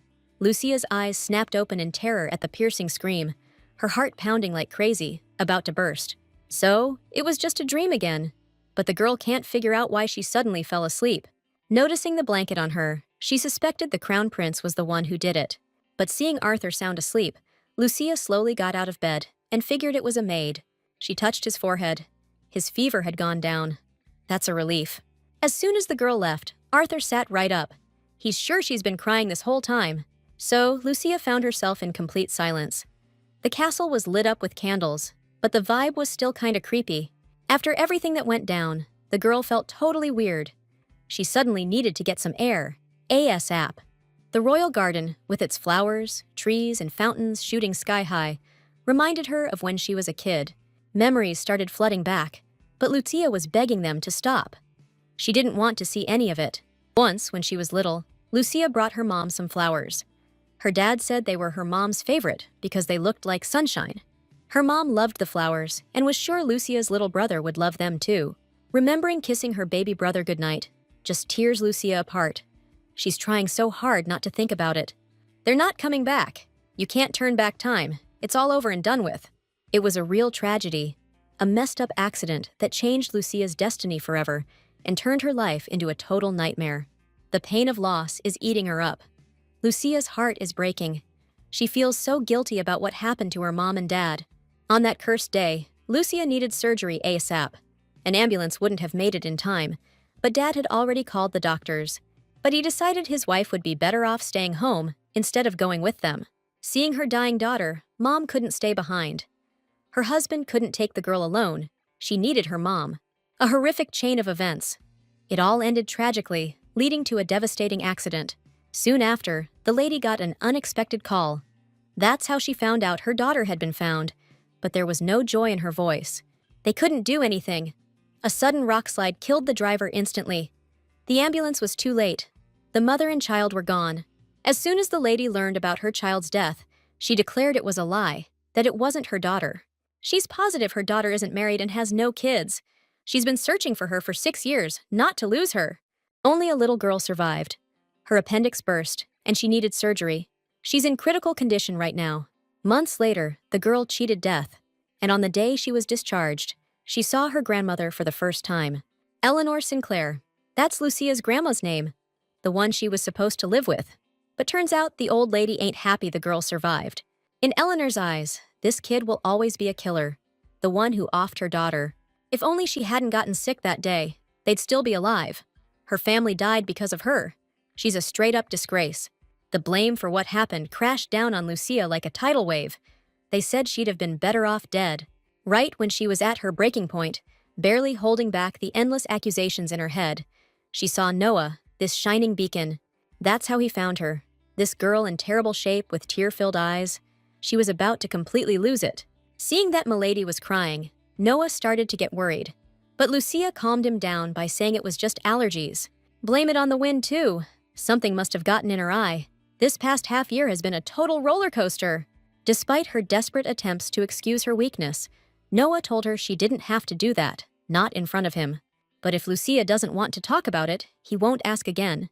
Right then, the poor girl's hot tears streamed down his hands as Lucia clung to the knight's chest. The sky seemed to sense her pain and burst into rain, and Noah pulled her close. He has no idea what's going on, or why Milady is crying such bitter tears. But even in the dark, he's ready to banish it, stop it, whatever the heck it is. Claire's praying that Aunt Beatrice is doing okay these last few months, and that by the time she reads this letter, spring will have sprung. She pictures her aunt reading this in the garden, surrounded by her beloved red roses. She can't wait for warmer weather, just like Mom. The cold is really taking a toll on her health. Mother misses Beatrice terribly and hopes to see her this summer. Lately, Claire's noticed that her aunt rarely sends letters. She hopes her aunt hasn't fallen ill. Maybe she's expecting again. Surely God will bless her with a daughter this time. Claire wonders how the boys and Uncle Edmund are doing, and if Henry's back from the academy. She's trying to find out if anything exciting is happening in the capital, but it looks like it's Deadsville. Her heart's craving something new, something she can't even put her finger on. The girl can't really explain it. She just feels sometimes like she's meant for something bigger. She often catches herself daydreaming or getting lost in books that make her heart race. You know, about princesses and princes, balls, banquets, and the kind of adventures her soul craves. So Claire can't help but think her destiny is calling, or maybe she's just been hitting the books a little too hard. She really wants to see them all and promises to come as soon as her mom's doing better. She sent this letter with love. The events of the novel are getting closer. Claire has been patient enough all this time. Right now, Claire's living with her sick mom way out in the sticks. Her mom won't be around much longer, and after that, she'll move in with her aunt. Claire sends letters every 3 months. All she had to do was make sure nobody else read them. And since she's already here, nobody's gonna be looking for her anyway. Everything's going exactly as planned. The only thing the girl doesn't get is, she's gotta know what happened back then. Arthur didn't recognize Claire. They'd met as kids, but the next time they ran into each other, he fell head over heels. Milady figured it was because she barged into the story. This was supposed to happen at the royal engagement with Lucia anyway. Claire's totally lost in thought, trying to figure out why this girl looks so much like her. She knows that's what she meant. But it's totally unexpected that this girl would look exactly like Lucy. Claire almost thought she was here too. That's a joke, right? Why would she show up in Claire's book? Lucy can't show up. It would change everything. Claire won't let it happen. This is her book, her world, and it's all hers. What a surprise to see my dear cousin visiting at this ungodly hour. Turns out Mom and Dad took the boys and left, so he figured they could grab some breakfast together. Time for Claire to take charge. She's got a place she wants to hit up today. This morning kicked off with a hunt for that little rascal skipping class again. It's all because of Prince Leo. The maid thinks he's got no business being in Lady Lucia's room. The second the maid burst into the room, the prince dove for cover near Lady Lucia's bed. He asked the young lady for a favor, wanting her to keep quiet for him. The next morning, Lucia couldn't stop replaying last night's events in her head. Wrapped in her knight's arms, she felt like a little girl again, safe behind a massive wall. Suddenly, it hit her, and she stared at the guy like she was seeing the truth in his eyes. And Noah, seeing those bottomless eyes of hers, couldn't look away. In that moment, the sparks flew. Lucia turned away, totally embarrassed, shielding her eyes. This was so awkward. Even though anyone could have seen them, she let Noah hold her close and buried her face in him. Now she feels like a total moron. She can't believe she did that. It was so cringe. But Noah held her so tight. It actually made her feel a lot better. Honestly, Lucy has no idea how she's gonna face him after this. It's just too much. Just thinking about how she's gonna look him in the eye, she suddenly bumps right into Prince Leo in the hallway. Lucia wasn't expecting him, but without a word, he grabs her hand and confidently starts pulling her somewhere. She can barely keep up, scurrying along. This whole thing is super weird. Just then, the doors to a room swing open, and a maid walks in, thinking he has no reason to be there. Quick as lightning, Sir Leo yanks the girl behind him and hides behind the bed, telling her to be quiet. He promised to apologize later, but right now, getting caught is not an option. Since nobody was around, the maid figured she could let out a little pressure. She'd been holding it in for ages, but now she needed to hold on just a little longer. Leo and Lucy were in a seriously awkward spot. She even had to cover his mouth to keep him quiet. Looks like the maid needs to lay off the bean toast in the morning. Leo was about to get up, but Lucy noticed the maid was still in the hallway. Thinking she was gone, the second prince started talking at full volume. First things first, they needed to deal with the after effects. Talk about a plot twist. Leonardo didn't realize Maria needed to unwind that much, but Lucy was a little surprised by Maria's actions. She thinks they should wait a bit longer, while the maid is still wandering the halls. Looks like the young lady's about to take off.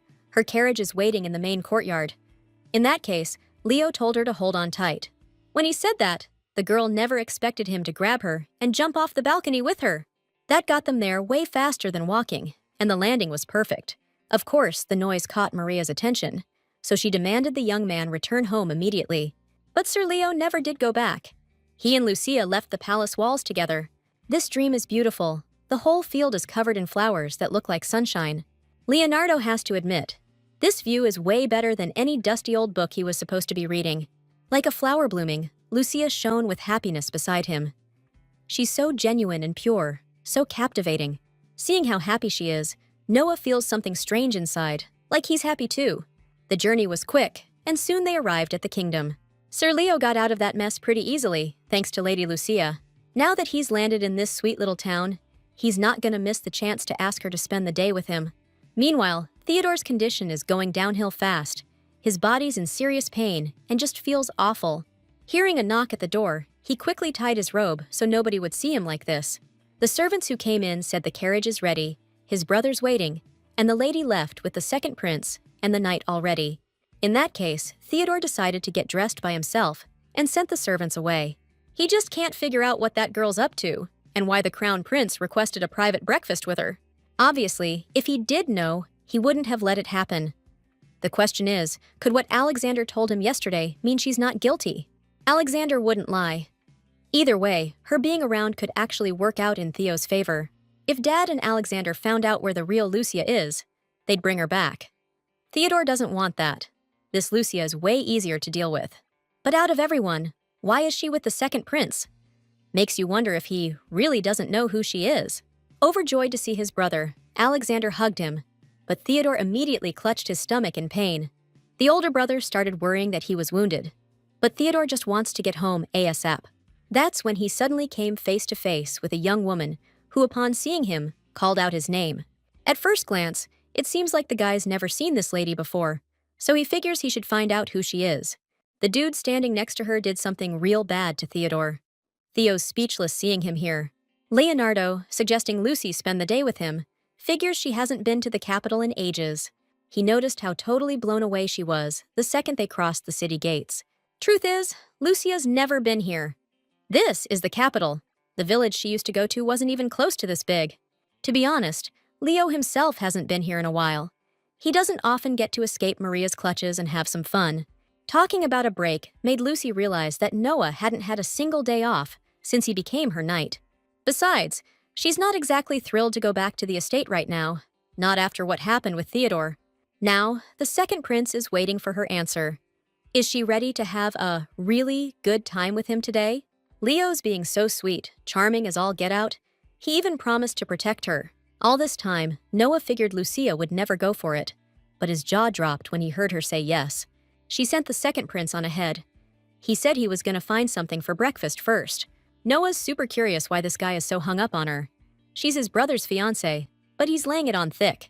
The knight was hoping to stay and keep an eye on them, but her order to go get some rest hit him hard. When Lucia suddenly asked how long it's been since he became her knight, Noah thought she was going to fire him. Horrible thoughts flooded his brain. Could this be because she absolutely loathes him after yesterday? Turns out, Milady gave him some time off. Noah's been killing it as her knight. He's always been so sweet to her, and she feels like she hasn't been kind enough in return. Realizing she's never given him a break, she's sure he's got things he wants to do. That's total BS. The lady's been nothing but good to him. Anyway, Noah's her knight. He's got to be by her side, that's his job. He doesn't need a vacation. But the thing is, her loyal Sir Noah is more than just a knight to Lucia. He's her dear friend, and she wants to be his friend too. Leo's back already. He found some breakfast, and he's waiting for Milady. With that, Lucia said goodbye to her knight, her dear friend. She'll see him later. Her words hit him hard, like branding him a knight. He's got a lump in his throat, can barely breathe. He's just a knight, clueless about when he started wanting something more. The red-eyed guy recognized Sir Alexander Avarius, said it was an honor to meet him. His name's Henry Leclerc, son of Marquis Edmund. He and Alexander went to the same academy. And that's his cousin Claire. They were just about to take a stroll through the estate garden. Suddenly, Henry asked if he could introduce his sister to a classic, or rather, a former classmate, Theodore Aurelius. The girl said she was pleased to meet a true genius, but the guy just bolted without a word. Saying his brother wasn't feeling well, Alexander invited them over for tea sometime so they could properly introduce themselves. His Majesty Prince Arthur is still haunted by what just happened. That girl who made him feel all kinds of things is stuck in his head, leaving him with a ton of questions. The last time they met, Lucia fell asleep in his arms. Arthur was super careful and covered her with a blanket. But she just wouldn't stop crying, and that's what got her really digging for answers. In her sleep, she was sobbing, begging her mom not to leave her. Right then, Arthur felt this pull to get closer, and he couldn't resist. He touched his lips to her forehead. He was driven by something he couldn't explain then, but now he can't figure out why he did it. He doesn't get what's wrong with him, 'cause this isn't like him at all. But, more likely, she's the one who's off, like she's a totally different person. The things Lucia does, the way she talks, even the way she smells, it's all different. Arthur wondered if this was her plan all along, to get back at him for ignoring her all these years. Or maybe she really doesn't want anything to do with him, just like that. There's no way she's in love with someone else. No way that's true. The Crown Prince had never seen her cry before. She looked so damn cute, he's totally losing it. Time for my meds. That herbal bath must have helped. I'm feeling a lot better. Just gotta take this stuff and then it's back to dreamland. The butler said he'd let those unexpected guests know that His Highness isn't receiving anyone right now. That's a bummer. Sounds like the lady was really hoping to see him. Turns out the lady left this morning. Even if she hadn't, the butler figures the prince is in no shape to see her. That's Lady Claire, Claire Asteria. Arthur's never heard that name before. This gorgeous garden is the perfect place for a first meeting. The weather's incredible. Soon Claire will meet the Crown Prince. Plus, she already saw that little hothead Theo. He's acting exactly like he does in the book. Pretty soon he'll be head over heels. Claire will have him wrapped around her finger. And Alexander's so polite, even more gorgeous than Claire imagined, and taller. Still, it's a damn shame he's gonna kick the bucket so soon. After that whole misunderstanding, Alexander demanded an explanation from his brother, like yesterday. But Theodore's in no shape to talk. He's feeling rough and needs to lie down, ASAP. Alexander ain't letting him get away with that. You don't just bail when someone's talking to you. He's done putting up with his brother's crap. He's not a kid anymore. From now on, Theodore's gotta play by the rules, even the ones he thinks are BS. He's a duke's son, and he needs to act like it. The Marquise's son and niece dropped by. The lady was insisting on seeing Arthur. Said they knew each other as kids. She was bummed she missed saying hi at the banquet. Sounds like she just rolled into town. Arthur doesn't know any Claire. But if she's the Marquise's niece, he's betting their paths will cross again. So Lady Lucia's already split, huh? Guess that's got the crown prince all hot and bothered wondering when it happened. Like Rupert said, Lady Lucia took off with the second prince this morning. Maria was absolutely livid about it, too. The butler's surprised you didn't hear her screaming when those two jumped out the window. The young lady got lucky today. It's the festival, after all, which they're hitting up now that they're staying. Leo's sure Lucia knows about the festival, having lived here her whole life. But she claimed she forgot. It's obvious to the guy she knew about it. Every year, on the first day of summer, people gather to celebrate the harvest season. It's packed today, but the real party starts after sunset. For now, the second prince has asked her to dance. Since she doesn't know how, he asked her to wait here while he grabs some drinks. Lucia figures it's no big deal. She still needs to talk to Theodore when she gets back, so there's no rush. She thought she should just bail right now, find a nice gentleman, and marry him off the bat. He's right there next to her, no need to look far. If she asked him to run away with her, he's such a sweetheart, he'd probably say yes in a heartbeat. Only if he's not married, though. Lucia never asked, but now she's wondering. Not that it's bothering her, it's really none of her business. He's just her friend, and a knight, too. Either way, she doesn't really know anything about him. And honestly, she doesn't know anything about this place either. It's wild to think this used to be a book world. These people don't seem to recognize her or Leo, so at least for a little while, Lucy can just be herself. Cena's seriously amazing for coming up with all this. Suddenly, Lucy saw a little girl in front of her, holding out some flowers. She was so touched that it was a gift for her. She knows exactly what to do with them. Meanwhile, Leonardo popped into the nearest cafe to grab an orange juice to go. The guy sitting next to him noticed he was in a good mood. If he didn't know him, he'd say he was having a blast. Honestly, Leonardo's always a blast. It's kind of his thing. Gotta have some fun sometimes. When the second prince got back, he found Milady surrounded by local kids. They were really hitting it off. And his heart just swelled. Now he's starting to get why his brother changed his mind. Fate's cornered the crown prince with a choice that'll change everything for him. For the rest of the time, Lucia and Leonardo had a great time together. He even helped pick out a new dress. Even the old guys smiled as they walked past, remembering when they were young and in love. This is the first day Lucia spent not stressing about problems since she got stuck in this world. It was a crazy day. They showed up right in the middle of the festival and ended up dancing under the moonlight. After the festival wrapped up, they hit a tavern that's serving strawberry beer for one day only. Lucia figures one beer won't hurt. Besides, she can barely even taste the alcohol. Guess Leonardo should have figured out that a woman hitting the bottle never ends well. Milady got drunk fast and can barely stand, so the second prince started to sweat it. He went to help her up, but Lucia, fueled by booze, gave in to her feelings. She's relaxed and gentle, like a kid, playing with words, and her movements scream vulnerability. Since she was having a good time, she suggested they go grab some more strawberry beer. But Leo thinks it's a bad idea. The girl caught him off guard, which isn't great, but it's his job. Oblivious to any danger, he left the girl alone for a sec to grab her some water. Suddenly, Lucia heard a voice. Standing before her were three real jerks.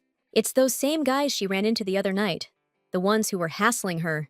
Looks like the young lady's had a bit too much, so this dude's got to see what she'll do without her watchdog around. After those words, the jerk got a shoe right in the face, shutting him up real quick. Lucia paid that scumbag back, because only one person gets to call her that. The enraged dude barely took a step before catching another shoe to the face. His pride just took a dirt nap. This girl has no clue who he is, so she asked him to tell her a little about himself. It all ended with the guys thinking she was nuts and booking it out of there like scared little pups. Just then, Leonardo came out of the shop as a terrified guy suddenly bolted past him. Turns out, the young lady handled them better than Leo expected. He thought he'd have to bail her out. Before he could finish, Lucia suddenly threw herself into his arms and held on tight. Feeling safe, the girl couldn't hold it in anymore and just broke down crying on his shoulder. The second prince thought something was up, but the truth is, Lucy was just over the moon today. She didn't have to lie or worry about getting caught, or be wary of everyone. She was genuinely happy.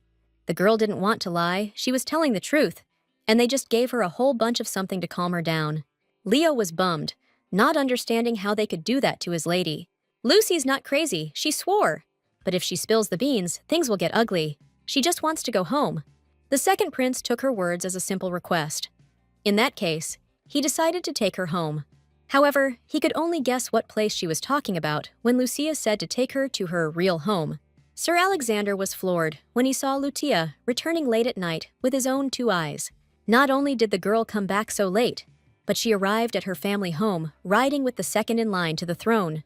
Surprisingly, Leonardo took the blame, saying that he shouldn't have let the lady drink so much. Alex couldn't avoid his stepsister's drunken ramblings.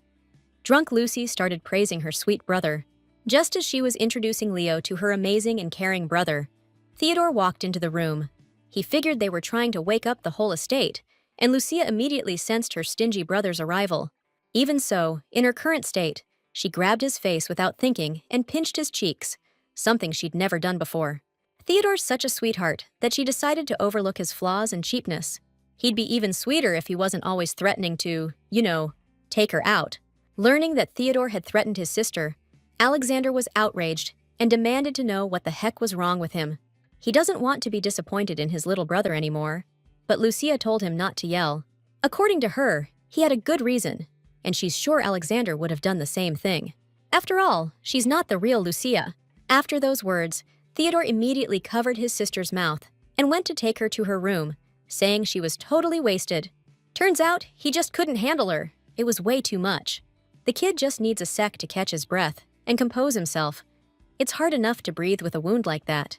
He's been broken inside for ages. He remembers he's the Duke's son and has to act the part, that he's supposed to be some kind of genius, that he can't let people down, like they say he does, like something's wrong with him. Everyone's waiting for the Duke's son to grow up already. This was all a mistake. He never should have been born. Doomed to eternal judgment and suffering because of his title, he was comforted by his unloved stepsister. Turns out, his inner child, all messed up with trauma, needed support way more than anyone realized.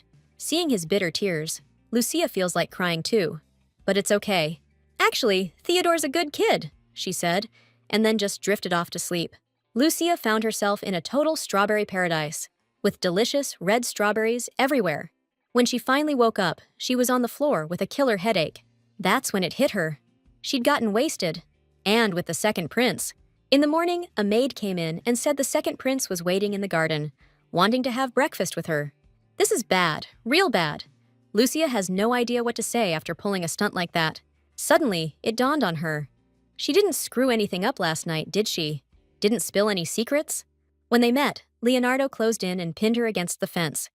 Some good morning, huh? He was starting to think she wouldn't show, but Lucia's just stuck on why he's so damn close. The guy was worried he'd be eating alone, and he definitely wasn't feeling that. Lucia apologized for making him wait, but Leo said she definitely didn't need to apologize to him. He was just happy to see her. Truth is, he was starting to think Lucy was avoiding him. Seeing that look in his eyes, she just played dumb. Said she had no idea what he was talking about. She was scrambling away from the prince so hard, she ended up sitting on the railing and almost toppled over. Ouch! That had to hurt. Lucia landed right on her butt. Leonardo was down there in a flash, making sure she hadn't broken anything. Trying to sound all fancy, she said she'd bumped her backside, and maybe got a little scratch too. He'd been holding it in, but the second Lucia gave him the okay to laugh, he just burst out. He still can't believe she just ate it like that. The second prince apologized for laughing, but he just can't help messing with her. Well, she's thrilled for him, but His Majesty should know Lucia's not about to change who she is. Yesterday, she was all over him to use her name, and now she's talking to him like one of his professors. Hoping she wasn't being too forward, Milady said that was a nickname she was used to. Still, it seems Leonardo's been rough with her all this time, so I guess he's the only one who can call her that. The second prince likes calling her Lucy. There's something kinda sweet about it. Let's just hope Miss Aurelius hasn't screwed anything else up, depending on what she even means by screwed up. Actually, Lucy tried to kiss Leo, but didn't. He just thought she was going for it. At the end of the meeting, the lady thanked the prince. Must have been tough carrying her. She heard he carried her. Leo doesn't really see it as a big deal, but she smacked him pretty hard, left a mark. Still, he's not complaining. Lady Aurelius has really changed. Never thought he'd see her like she was yesterday. Leonardo figures his brother was the first to notice it. Seeing how he's dragging his feet on, breaking off the engagement, maybe he's changed his mind. Lucia's convinced she's not the one for the crown prince, though. She made it clear she's not who he needs. Well, Leo's glad she hasn't changed her mind then. He's been enjoying spending time with the young lady. If she became his sister-in-law, he doubts they could enjoy each other's company like this. The crown prince doesn't like to share what's his, and neither does Leonardo, for that matter. Honestly, Lucy can assure Sir Leo that she never has belonged to his brother, and never will. And even if she marries him, nothing will change. Besides, she's sure they wouldn't stop being friends with Leo. Hearing that, the gentleman suddenly stopped, a focused look coming over his face. Judging by what she just said, he wants to know if they really are friends. Lucy's been sure of it this whole time, and the prince thinks they're friends too. He decided not to ride in the carriage. It's a beautiful day to go horseback riding. All right, time to split up. Leo figured he'd kiss his lady's hand as a goodbye, but Lucia asked him to skip the formalities, seeing as it was just them. Even though they're just friends, Leonardo leaned in and gave her a gentle kiss on the cheek. That's not exactly what she meant. But whatever, they're friends. They'll see each other soon. So Lucy, now the second prince knows her name. He's still wondering why she's pretending to be Lady Aurelius. But what Leonardo really wants to know is how she can help him out. Lucia just can't figure out why she remembers this guy as a ruthless general. It's beyond her how someone so carefree and playful could be that kind of person. Either way, he spooked her for a second there. She almost thought she'd said too much. The heroine thinks it's great that for once, she and Lucia are on the same page. Now Lucy is just a nickname for Lucia. Things could have gone south, though. She still can't believe she got that wasted. Honestly, the book's plot doesn't even matter anymore. At least someone's gonna find out Lucy's a fake. Everyone will know she's pretending to be the one who's supposed to marry the future king. That's just like Theodore said. But he was really upset yesterday, so Lucy decided to talk to him. In the morning, after the second prince rode off, Linda got ready to take breakfast to Sir Theodore. He wasn't feeling well yesterday and stayed in his room, so she's worried about the young master's health. He's still such a kid, and he's always been a picky eater, but it seems like it's only gotten worse lately. After hearing that, Lucy took the tray of food from the servant and told her to take a break. She decided to handle it herself, since she was heading to Theodore's anyway. Standing outside young Master Aurelius's room, the girl took a few deep breaths. Steeling herself, she asked if she could come in, saying she needed to talk about something. Not waiting for an answer, Lucia went inside, but the room was completely empty and quiet. She left the tray of food on the table, continuing to look around the room and call out to the young master. That's when the girl noticed his battered body. Theodore was hiding, covered in burns, and all those scrapes too. The young man told her to get lost, but Lucy declared she'd tell Linda to call a doctor right away. But even at his lowest point, the young master demanded she not breathe a word of this to anyone. He doesn't need to remind her who he is. His words are in order. Saying that, Theo's voice slowly faded. He closed his eyes and slowly leaned back against the couch. Lucia had no choice but to calm down and move him to the bed. Judging by his breathing and skin tone, he probably bruised a rib, but it's not broken. And there shouldn't be any internal bleeding either, which is a huge relief for Lucy. Blue eyes and golden hair, he's about the same age as her. This is all weird. The girl can't figure out who would dare lay a hand on the Archduke's son, and why he's keeping it a secret, and why he's keeping Lucy's secret. Looks like he's known about it for a while now. So the question is, why didn't Theo say anything? Why did he protect his sister yesterday? Strange. This place is giving Lucy a weird feeling. She needs to find a way back soon, before it's too late. Noah is ready to guard her sweet dream forever. Just like watching her, smelling her scent. Being next to this girl, it seems like he doesn't need anything else. In a dark tower, far, far away, a fearsome dragon keeps the princess locked away. Plenty have tried, but nobody's ever managed to take down that ancient beast. But all the worry vanished when the noble prince showed up, ready to save the world from the evil dragon. The kid thought that was bogus. He always gets stuck playing the evil dragon. Next time, his sister's letting him be the princess. According to our man here, not all dragons are evil. He's their uncle, so of course he knows everything. Their evil dragon game got cut short. A white-haired dude on horseback just showed up near the house. Bro's finally back. This is a happy family reunion. The kids are stoked to see him. They missed Noah so much during all that time he was gone. Since Bro's back today, Uncle's letting the kids stay up. They're gonna play games and read all night long. The little ones wanted to bake pies, climb trees, and build a pillow fort, but they crashed as soon as it got dark. They were out faster than Noah expected. No surprise, though, after playing outside all day. Uncle asked Noah to hold Lucas while he takes these little rascals to bed. These kids grow up so fast. Noah's hoping little Lucas won't forget his big brother by the next time they meet. Time flies. Uncle remembers Noah at their age. He was like 5 or 6 when they found him. The boy's grown up a lot, and Uncle hopes he's found what he's looking for. The kid checked out a ton of orphanages and nothing. Nobody remembers a white-haired orphan boy living there 20 years ago. Noah thought his hair color would make him recognizable, but he was wrong. He does remember having an earring as a kid, though. He wants to know if there was anything else, a book or a necklace, anything that would let him figure out who he is. When the man found the boy, all he remembered was his name, and he didn't have anything like that with him. Noah still has this weird dream sometimes, but he's not sure how much of it is real memories. The dream's blurry, but he sees this beautiful place, destroyed by fire. He also sees a woman hugging him, and it looks like it's his mom. You'd think his imagination was just messing with him, playing a cruel trick. Noah feels awkward asking his uncle about it, since he raised him and the kids like his own. He doesn't want to seem ungrateful. It just feels like a part of him is missing. Of course, his uncle gets it. Noah needs to rest too. He's had a long trip here. As soon as he fell asleep, he had that weird dream again. Fire, and a poor kid he's gotta save. Gotta be quick about it. The boy's gotta live. He's the only hope we've got. Noah's his mother's precious child. She'll always be there for him. She loves him so much. Noah woke up feeling really bummed out. He had that dream again. Somehow those little trolls managed to crawl into bed with him while he was sleeping. Before they woke up, Noah decided to sneak away quietly. So, he finally met his mistress. There she was. The young man had missed her so much. When they first met, he never would have thought Lucy could distract him like this. Suddenly, Noah realized his lady wasn't breathing. He scooped her up in his arms and started yelling, trying to wake her. In that moment, he imagined just how tenderly and passionately he could kiss her. When they first met, it was the most romantic and passionate kiss ever. Almost immediately, Noah snapped out of his thoughts, not even realizing what he was thinking about. Thinking he was losing it, the young man accidentally tumbled over the railing and crashed into the water. Hearing the splash, Lucia instantly opened her eyes, not understanding what the heck that was. Looking around, all she saw was a bug-eyed frog. Weird that this little frog caused such a ruckus. It's definitely got some weight to it. Suddenly, Sir Noah pops out of the pond, soaked to the bone. He's the one who did it. She wasn't expecting to see him here. She could barely hold back a smile looking at such a cutie. Lucia kept laughing about the whole thing for a while. She's got such a great laugh. She's curious why such a noble knight suddenly decided to take a dip, and even made a friend.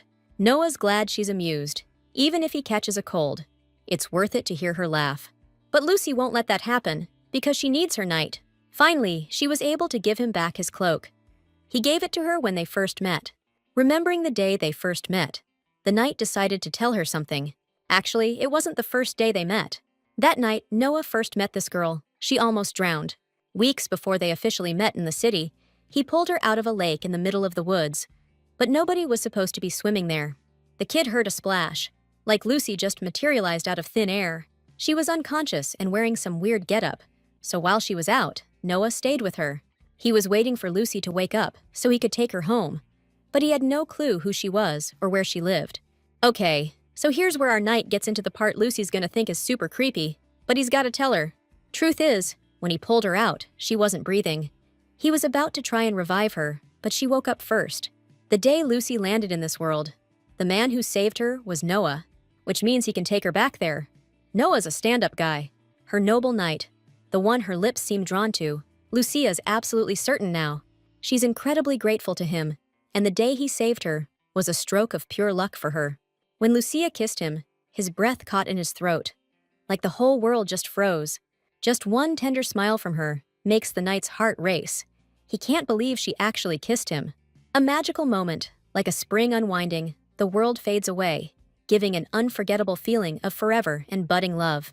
In that moment, when excitement and tenderness became one, leaving a trail of goosebumps, Noah thought he was a goner. Looking at these pretty wildflowers, it feels kinda dumb to give them to her.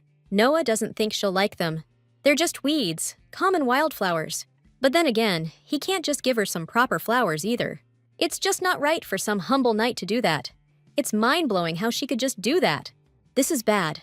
Noah might start wanting more, so he doesn't know how to deal with it. While Lucia was getting dressed, she put a scarf on her head and suddenly noticed a flower on it. It was immediately clear it was Noah. That guy's always so good to her, and she wants to give something back. Knowing he'd be hungry, Lucy whipped up some toast with fresh greens, tomatoes, and eggs. She decided to make it, hoping he'd like it. But for some reason, making simple sandwiches used up so many dishes. Deciding to put it on a nice plate, Milady spotted some decorative plates on a high shelf. It's perfect. Lucy just needed to reach a little further, so she stood on her tiptoes. It looks like she's stretching even more to get the plate. Both her feet are balanced on a tall, wobbly stool. Suddenly, the stool legs wobbled. The stool tilted, and she felt herself falling fast. Just when it seemed like there was no hope, Noah mysteriously appeared, and she landed right in his arms, his head filled with worry. He's super concerned that his milady didn't get hurt anywhere. In that moment, Lucia looked at her savior and got lost in his eyes, like she'd been hit with a surge of light and warmth. Noah's heart pounded, every beat shaking him to his core. He never believed in love at first sight until it blindsided him. He caught her pretty good, so she thanked him sincerely. But the fire in the young man's heart was already raging. He gazed into his mistress's eyes with a special, tender feeling. Right now, more than anything, he wished his lady would be careful, because this was dangerous. Just then, Leonardo briefly dropped the happy-go-lucky act and showed his cold side, like a dark secret hung over him. After a clean hit and a job well done, he wiped the blade clean with obvious satisfaction. The first crown prince noticed his presence. Hearing his voice, Leo instantly hid the dagger. It's his dear brother, His Royal Highness the future king himself. Arthur heard Leo didn't return to the estate last night, so he wants to know where he was all night. Crimson Lion's flattered that his little bro was worried about him, though he suspects he was really worried about someone else. Besides, he's curious when His Majesty started giving a damn about what he does. All the Crown Prince wants is for Prince Leonardo to answer him honestly. Was he just now with Lady Lucia? Leo's eyes showed disappointment. It's dumb that the future king is worried about some woman. Hearing that, His Majesty Arthur told his brother to watch his mouth. She's his betrothed and future queen. And what's more, she'll never be just some woman to Leo. But Crimson Lion just smirked in response. He wouldn't be so sure about that. Grabbing his brother by the collar in anger, the Crown Prince gave him one last warning. But there's something else Leonardo knows. Lucia isn't Arthur's bride anymore, is she? After those words, the second prince saw the most delightful look on his face. It's hilarious to see his brother like this. In that case, congrats to the future king, because nobody likes a political marriage. Come to think of it, Big Bro's pretty lucky. If Leo remembers right, he didn't even like Lady Aurelius. But now it seems like things have changed. Noah's still holding the lady in his arms, and Lucia's already wondering when he's gonna put her down. Just when she asked him to get a plate, like he heard them talking, the plate came crashing down right on the knight's forehead. Luckily, Noah didn't get cut, but he's got a nasty bump on his forehead now. Lucia's sure he's gonna have a bruise, but the guy definitely knows he deserved it. Feeling guilty, she said she wanted to make him sandwiches on a pretty plate, but she ended up smashing the plate on his head. Even in that situation, Noah said it's all good. This guy's such a stand-up dude. He still can't quite believe the lady made him food. Just thinking about it makes him feel all warm inside. Lucia's actually terrible at cooking, but she's really hoping the knight will like what she made. But for Noah, it's perfect. He seriously said it's the best sandwich he's ever had in his entire life. The lady is so happy that Noah's back. Truth is, he feels the same way. He's a pretty simple guy. He seems cold and serious, but he's really not like that at all. He's an open book. While Lucia was writing about that, Linda came into the room with some good news. Turns out, His Royal Highness the Prince is inviting her to dinner at the palace tonight. Lucy figures he must be feeling better, which is good. She needs to talk to him too. Honestly, Linda is so happy for her lady. She says the prince has never sent an invitation like this before. He even wrote it himself. They don't have a second to waste, so the maid immediately went to get Lady Giulietta. Linda is over the moon because her lady will be getting married before they know it. She really cares about Lucia, but honestly, it's almost a good thing this happened. She's hoping nobody screws things up this time, and Arthur will finally tell her when he's announcing the breakup. His Majesty's super stressed today. Even Rupert noticed something's up. Hard to stay calm clutching this ring. Maybe it's just a little hiccup, that's all. Today's definitely a pressure cooker. People are locked and loaded, waiting for His Highness's orders. Sir Arthur's sure his instructions were crystal clear. Tell the fleet to turn around and find the princess. He'd love to go with them, but he's got to handle things here. The prince already told the ambassadors about calling off the engagement. They weren't thrilled, shocker. But until their prince is on the throne, Arthur only answers to the emperor. Hearing that the prince's coronation is coming up, And the Western Kingdoms is right around the corner too. Magnus decided he wants to head to the capital. That's the plan, and Arthur's gonna send him off not as a prince-in-waiting, but as the king. Besides, Magnus couldn't care less about the council's potential objections. Once the crown prince is crowned, the council won't be able to do a damn thing. It's time for Arthur Felix to take control of the empire. As captain of the guard, Magnus wouldn't dream of questioning the crown prince. But as Arthur's friend, he's worried. Because all the nobles are holding back, while their influence is becoming a real problem, and they've got the resources to back it up. The captain of the guard is worried about him and the princess. He's sure that with that kind of influence, most nobles won't dare ignore them. Arthur's aware of the danger ahead, and yet he's confident that no one can stand against them. Now, he's entrusted Magnus with the most important task: to bring Evelyn home safe and sound.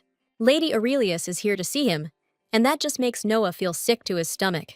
He doesn't get why she has to look so stunning for it, so beautiful, like she's a real bride. Thinking about it, Noah felt like such an idiot. He still doesn't get what's wrong with him. Why is he acting like a kid? Lucia's still the crown prince's fiancée after all. That's why he can't look at her like that. This guy's still playing with fire. He didn't even notice Lucia walk up and offer him her favorite pastry. Since he's wearing gloves, she offered to feed it to him herself. Truth is, Noah's not really into sweets, but he doesn't want to pass up this chance.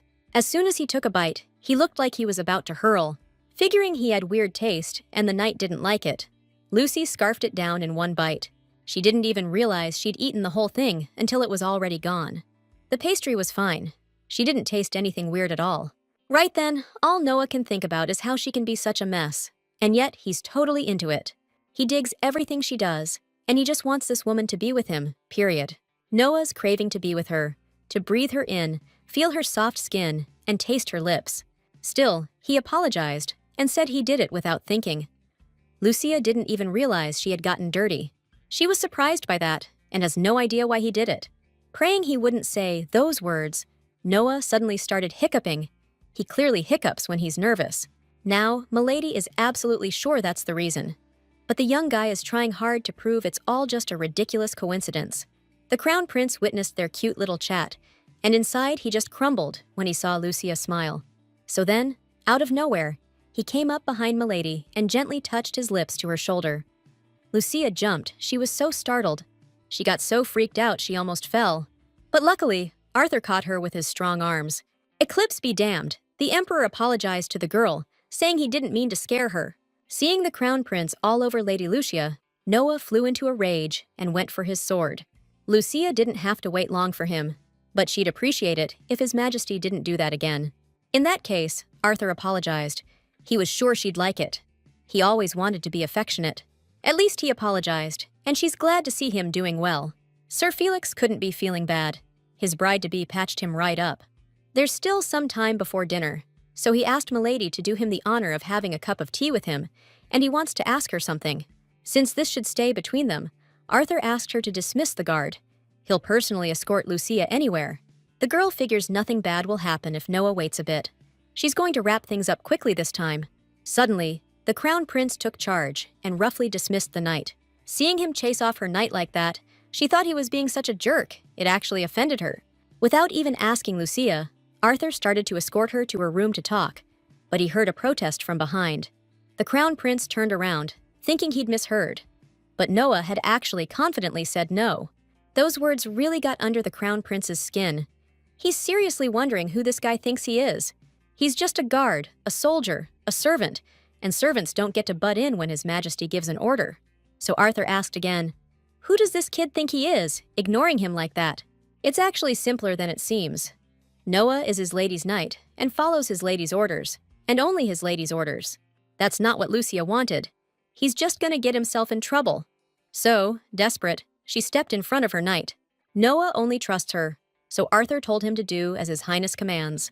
Lady Lucia is safe in the palace, so she thanked her knight for his concern.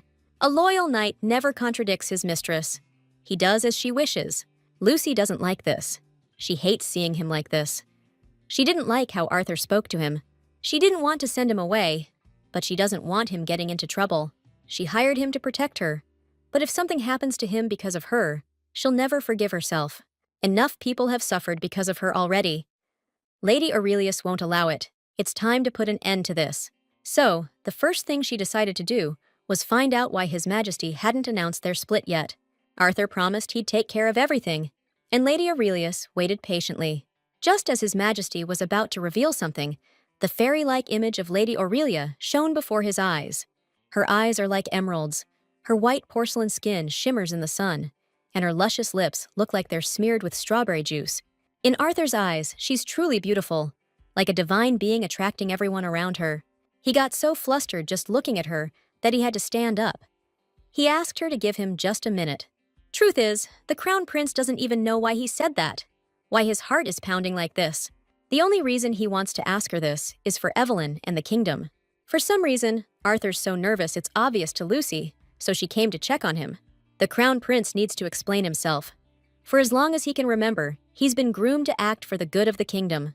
And until now, he hasn't been able to make any decisions. But Lucy was chosen as the Crown Princess, as his future wife and queen, the person he's supposed to spend the rest of his life with. And Arthur didn't accept it. The day Lucy came to ask him to break it off, he felt free for the first time. He was happy, but he didn't deserve it. He was made to feel bad about it, just like that guy did to his sister. But His Highness wants to change everything, and he needs Lucy's help to do it. Truth is, she's super proud he's sticking up for her sister, but she just doesn't see how she can help. Instead of answering her question, Arthur just slides a ring on her finger. He wants her to stay put. More than anything, he wants Lucia to stay by his side as his betrothed. That night, she poured her heart out in her diary, saying she feels like she's losing it. As crazy as it sounds, this isn't her world, and she doesn't get it or even remember how she got here. This is Sina's novel world, and turns out, Lucy looks exactly like the villain, Lucia Aurelius, the one who bites the dust at the end. To survive, she's got to cut ties with the main characters in the book. And wouldn't you know it, she's living with two of them, Alexander and Theodore. But at least she can break off her engagement with Crown Prince Arthur and never see him again. Not long ago, Lucy met with the prince, and he accepted her proposal. She actually managed to call off the engagement. And she also met his brother, Prince Leonardo. He seems like a pretty fun guy. So, the lady's got this idea in her head, even though she remembers him being described as a brutal warrior, and she figures she's done with him. Anyway, Lucy was having another awesome day, and she cooked up this killer plan.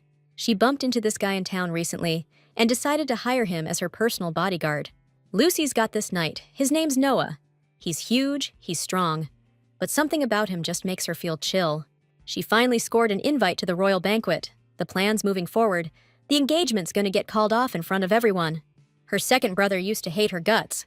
But lately, Theodore's been easing up on the hate. Lucy was so stoked to hug him. She can't even remember the last time she hugged anyone. So this is what it's like having a little bro. Maybe ending up here ain't so bad after all. Lucy's plan totally backfired. The prince didn't break off the engagement and wouldn't even say why. But that's not even the worst part. Turns out, Theodore knows she's not the real Lucy. There are just way too many questions about it. She's got no clue how he found out, why nobody said anything, or even what he's gonna do to her now. But she can feel her strength just draining away. She's just so damn tired. After that, Lucia ran into the second prince again. And even though he's supposed to be this ruthless general, she can't remember why. He's actually super nice to her. Her stomach started killing her, and Theodore carried her to her room so she could rest. And of course, Our Lady hasn't forgotten about her loyal knight, the one who healed the bruises on her wrist. Noah's a really dear friend to her. Lucy likes how close they are. It's so weird how people treat her so formally, since she's not, really, the Duke's daughter. Though she does like it when Noah calls her "Milady." She doesn't want him hurting Theodore while protecting her. Theo's already been hurt, and she doesn't want Noah getting into trouble. Lucia doesn't get what's going on, but it's totally clear that this world is way bigger than she thought. She had no idea the Crown Prince even had a sister. Looks like Arthur's having trouble with the royal council. Lucy always thought the Crown Prince was more independent. Honestly, she feels bad for Arthur. She hasn't exactly been nice to him, judging him for stuff he hasn't even done yet. The heroine needs to be careful around him, but she hates seeing him in pain. Seeing that he's hurting just as much as she is brought back old memories, old tears. But this time, someone was there to wipe them away. It was so unexpected. The heroine can't believe she cried right in front of Noah, but honestly, she likes remembering that hug. Her days here are pretty wild. Lucy's even bold enough to call her and Leo friends now. She spent time with him in the city, while Noah was enjoying his day off. People don't seem to recognize nobles at all, so Milady could just be herself for a day. The world that Cena created is so amazing. It's a shame she's not here. Lucy got a little tipsy and almost spilled the beans. So, besides biting the second prince, turns out she screwed up in a bunch of other ways too. That's how they became buddies. Soon, Noah came back. Words can't describe how much the girl missed him. She did let him go for 2 days, after all. Now it makes sense why he was so happy when she saw him. Noah was the one who saved Lucy when she first got to this world.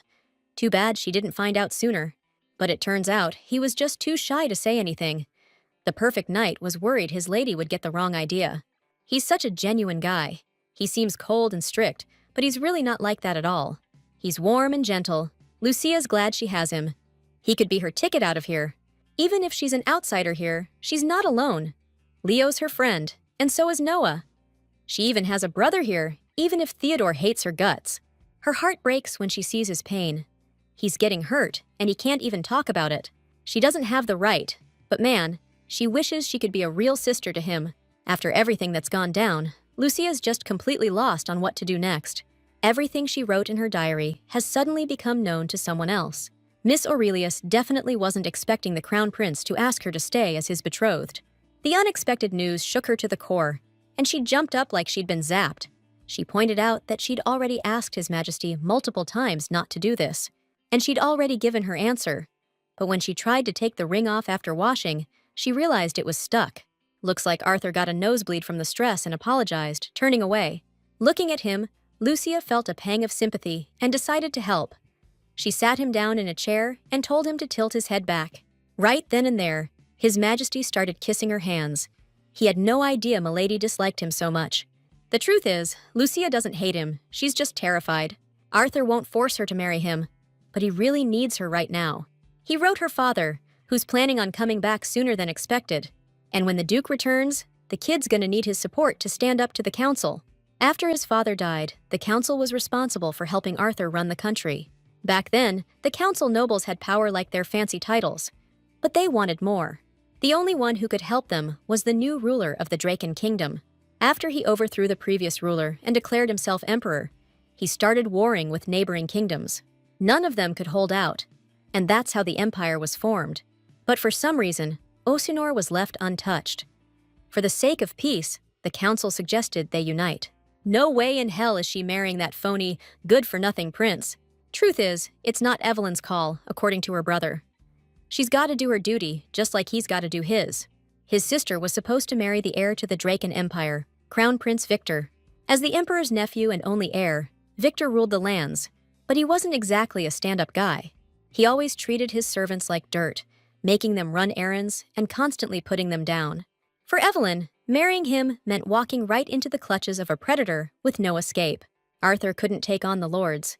He was a fool, blindly trusted their advice, and sent his sister to the monster. He doesn't believe the council has Osinor's or the princess's best interests at heart. They're on the emperor's side. If they turn against him, it's only a matter of time before Osinor and Draken are at each other's throats. But Lucia's father has the power to stand up to the council. His responsibilities are independent of the kingdom. The Duke doesn't care about politics, so if Arthur's going to ask for his help, he needs Lucia on his side. So, the Crown Prince is asking her to stay and help him, for his sister's sake and for the future of his people. He's asking the girl to stick around him for the time being. The truth is, there's something His Highness doesn't know, but Lucy doesn't know how to explain it. Olden just joined them mid-conversation. Looks like he's about to say something. Looks like Arthur made it pretty clear he didn't want to be bothered today. Turns out, though, Lord Cedric was taken out last night, supposedly while on patrol. Hearing that, the Crown Prince jumped up. He doesn't want to leave the girl alone, but he needs to get to the bottom of this. Before heading out, he kissed the lady's hand again and promised he'd be looking forward to her answer tonight at dinner. Lucia's reeling from the news. It's clear to her now that this is war. His Highness, the First Prince, absolutely hates the way Lucia just looked at him, the way Noah's looking at her, the way he dares to stroke her face, and the fact that she's letting him. But what Arthur hates most is how much it's eating him up inside. Truth is, he doesn't even know what he wants yet. It's hard to say how long we'll have to wait before this pest is found and dealt with. We've suffered so many losses these last few years because of those thugs. mines destroyed, gold stolen, and now they're coming for people's lives. Those bandits didn't just kill Lord Cedric, but his personal physician too. Even though the lords are itching to take action, Arthur said the royal guard is already investigating. The lords think we should go public with this and offer a reward for the culprit's capture. But according to the crown prince, harvest season's almost here. Now's not the time to burden people with more worries. Besides, he assures us if the neighbors find out we can't handle this, nothing good will come of it. Lord Roderick's convinced things would be way easier if they'd just asked the emperor for help from the start. Realizing they didn't think he could handle some low-level crime, Arthur took it as a personal insult. As your humble servant, Roderick's really worried if the future king even cares about what's best for the kingdom. They'll be damn lucky if the emperor doesn't declare them enemies when the princess gets back, let alone offer help. But Arthur insists it's already taken care of. His problems should be out of port by now. According to a council member, if Crown Prince Edionis is the only heir left, then the princess is going to be empress. As far as Arthur knows, they're still going to have a hell of a time finding a legitimate heir. He was just a kid when it all went down. But he knows damn well how much blood was spilled for the empire. And he also knows about the rumors that the young prince's body was never found. As for the emperor himself, Arthur's going to pay him a personal visit right after the coronation. So, he'd really appreciate it if the council cut off all contact with the empire until he says otherwise. They can relax now. The guy who did it is going to pay. Noah doesn't get why she told him to leave again, but he's sure there's a reason she decided to hire a knight. Something dangerous enough that she needed a knight, but for some reason, she keeps pushing him away. Word is, the prince is having dinner with Lady Lucia tonight, and he ordered the room filled with red roses. It's weird that he even sent the butler to find out what dishes and desserts the lady likes, so they could make them. What's even weirder is how the lady's acting towards the prince. Looks like she's not as crazy about his highness as she used to be. They say she's gotten cold, and even asked to call off the engagement. According to the maids, that's all for the best. The prince would just keep ignoring the lady if she came here. How the tables have turned. It seemed like His Majesty was finally developing feelings for the lady.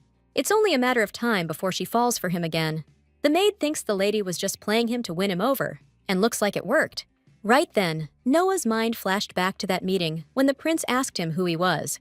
He doesn't know the answer to that question, but he still dreams of her, his beautiful mistress. Even though he has nothing, he dares to crave the whole world. Noah's only afraid of where this craving will lead. He's afraid that this sudden desire for more will be his undoing. Just when the knight decided he should disappear, he felt an arrow whiz past his face, grazing his skin. This skilled and accurate archer, Noah seems to know that face really well. Leonardo Felix, the Crimson Lion, a ruthless and merciless general. Hoping the guy was okay, Leonardo said he'd missed his mark, and by a mile. Noah sized up the archer. Didn't see anything to worry about. Just like Leo said, he totally whiffed the target. The second prince recognized the guy. He's his young lady's knight. If your highness is referring to her grace, Lady Aurelius, then yes, Noah is her personal knight. That's kinda weird. If the knight's here, Lucia's gotta be somewhere with Leo's brother, and she probably ditched her guards. The second prince decided to speak his mind. He needed someone to bounce ideas off of. Since Noah wasn't exactly busy, he asked him to show him what skills the young lady saw in him to make him her personal knight. It's a matter of pride, proving his strength. There was a spark between them, and they sealed the deal with a handshake. Noah agreed without hesitation. He needed to blow off some steam anyway. This is Leo's perfect chance to see what this mysterious dude is really made of. Lucia's in rough shape right now. She still can't get that ring off. Seems totally different than what happened in Cena's story. He's in a pretty tight spot. His Majesty definitely needs Lucia's support, but she's clueless about what'll happen if she says yes. If she pretends to be his fiancé, who knows if she'll get caught, or what exactly a crown prince's fiancé even does.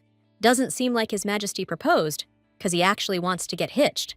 Girl can't do it, but turning him down feels just as impossible. After walking pretty far, Lucy wondered where Noah was. She really wanted to see his face. She barely thought he couldn't be far, when she suddenly saw something even more captivating. Right there, she saw these incredible badass soldiers training their butts off. Looks like this is where the knights train. A lady probably shouldn't stick around here, but she figured she could watch them from a distance. And suddenly, she heard a voice behind her. This handsome knight who found her is sure the young lady is lost. This isn't exactly the place for a beautiful woman, but he made sure to mention he's very happy she's here. Looks like this dude doesn't recognize her. So Lucy says she's looking for a friend. Now the knight's curious which one of his buddies got so lucky, so he calls everyone over. He wants to know which one of these jokers is fortunate enough to be friends with such a sweet lady. Like a pack of wolves, the guys surround the girl. None of them have met her, but now they all want to be her friend. After calming these animals down, the knight asks what her friend looks like. He's tall, got light hair, sharp features, and an incredible physique. Looks like Lucy's fantasies are coming true. Seeing Noah fight got her heart racing. Turns out the knight's strong and fast, but holding back. Leo's only met one other person who fought like that. Before you knew it, Leo managed to knock the weapon out of his opponent's hands. He just did that. Noah's face to face with the enemy, completely disarmed. He never thought it would end like this. Nearby, cheers erupted. The members of the knightly order are really happy with the prince's victory. Leonardo didn't even know they had an audience, let alone a special guest. Out of the corner of his eye, Noah noticed long, wavy hair blowing in the wind. Today's special guest is especially lovely and beautiful. Lucia was right to stick around and watch the fight. Right then, Noah lifted his shirt to wipe the sweat off his face. Talk about an awkward encounter. Leonardo couldn't be happier that someone came to the exhibition match. It's his young lady. Well, this is a surprise. He kissed her hand with all the passion he could muster, out of respect. But then he saw the ring on her finger and looked up at her, hoping for some kind of explanation. Instead, Lucy hid her hand, all flustered, like he'd seen something he wasn't supposed to. The captain was floored to learn that His Majesty knew this beautiful lady. Apparently, she was looking for a friend and got lost. Leonardo's pretty sure the captain knows her too, considering she's going to be his future queen. Bowing their heads before Lady Lucia, daughter of His Grace Duke Aurelius, the knights offered their apologies. The captain and his men are ready to pay the price for their misconduct, even if it costs them their lives. They didn't recognize the future queen, but Lucia doesn't want any of that. She told them to stand up. Just then, her gaze landed on her personal knight. Like the others, Noah knelt and bowed his head. He's bound to serve his lord. It's more than just a contract. It's the very foundation of a knight's life. Lucia paused, though. She couldn't figure out why he was dropping to his knees in front of her, too. Without hesitation, she told Noah to get up, and the rest of the knights with him. The girl had interrupted their training, so she told them to pick up right where they left off. Then, she asked Sir Leo to escort her to her carriage, and he happily obliged. Everyone saw that His Highness was about to kiss the lady's hand. The knights thought he'd sworn off women until his mission was done. He'd only been seen with his sister and Lady Maria. What a shame! The captain's got a thing for girls just like Lady Aurelius. Amazing. She hasn't changed a bit since they last met, but the captain still didn't recognize her. Magnus watched them until they disappeared over the horizon. He really hopes His Highness knows what he's getting himself into. Everything seems fine, but for some reason, Lucia feels so weird. She's super uncomfortable. She wasn't lying, at least not about that. But now she thinks he's bummed out. He's gone so quiet. Out of nowhere, Leonardo pipes up, saying his little bro picked a great ring, Mom's favorite. The tension in the air just spiked. Lady Lucia froze, and even Noah felt a chill run down his spine. The lady asked me to tell His Majesty she won't be staying for dinner, since she's feeling a little under the weather. As he walked her to the carriage, the second prince suddenly got curious to confirm his suspicions, if she had changed her mind. According to Lady Aurelius, she hadn't changed her mind. It's just that everything's gotten way too complicated.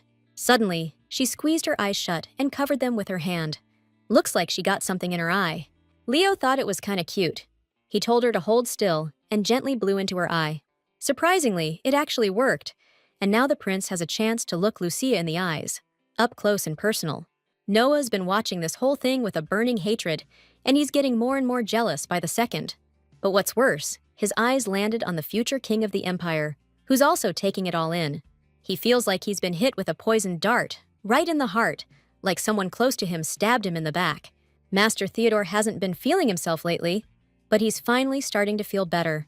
The maid's happy he's doing better, so he told her to make some tea and bring it here. He also told her to get Lady Lucia. He really needs to talk to her about the diary. But, turns out, Lady Lucia's not around right now. She's actually with the crown prince. He invited her to dinner. Theodore couldn't believe what he was hearing when he found out who she was with.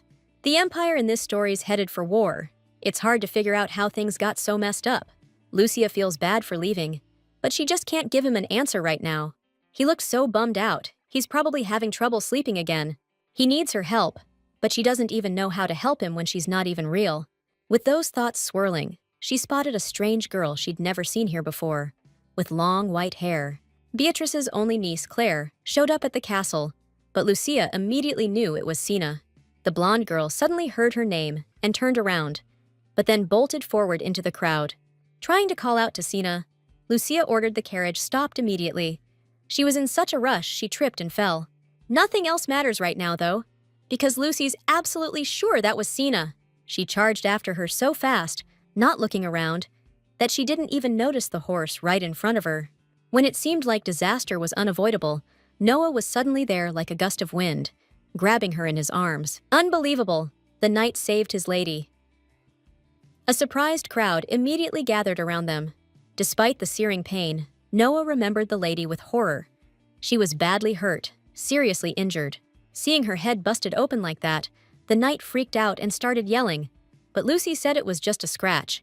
Scared for his lady's life, Noah begged her not to close her eyes and to keep talking, but Lucy could only think about what she saw.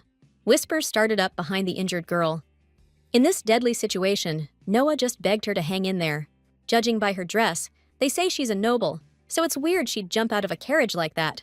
The thing is, Lucia would recognize Sina from a mile away. Linda can't even imagine what the lady was thinking, jumping right in front of the horse. Luckily, the lady only got a few scrapes and bruises, so the doctor thinks the freaked-out horse was the worst of it. He said the lady needs bed rest to recover.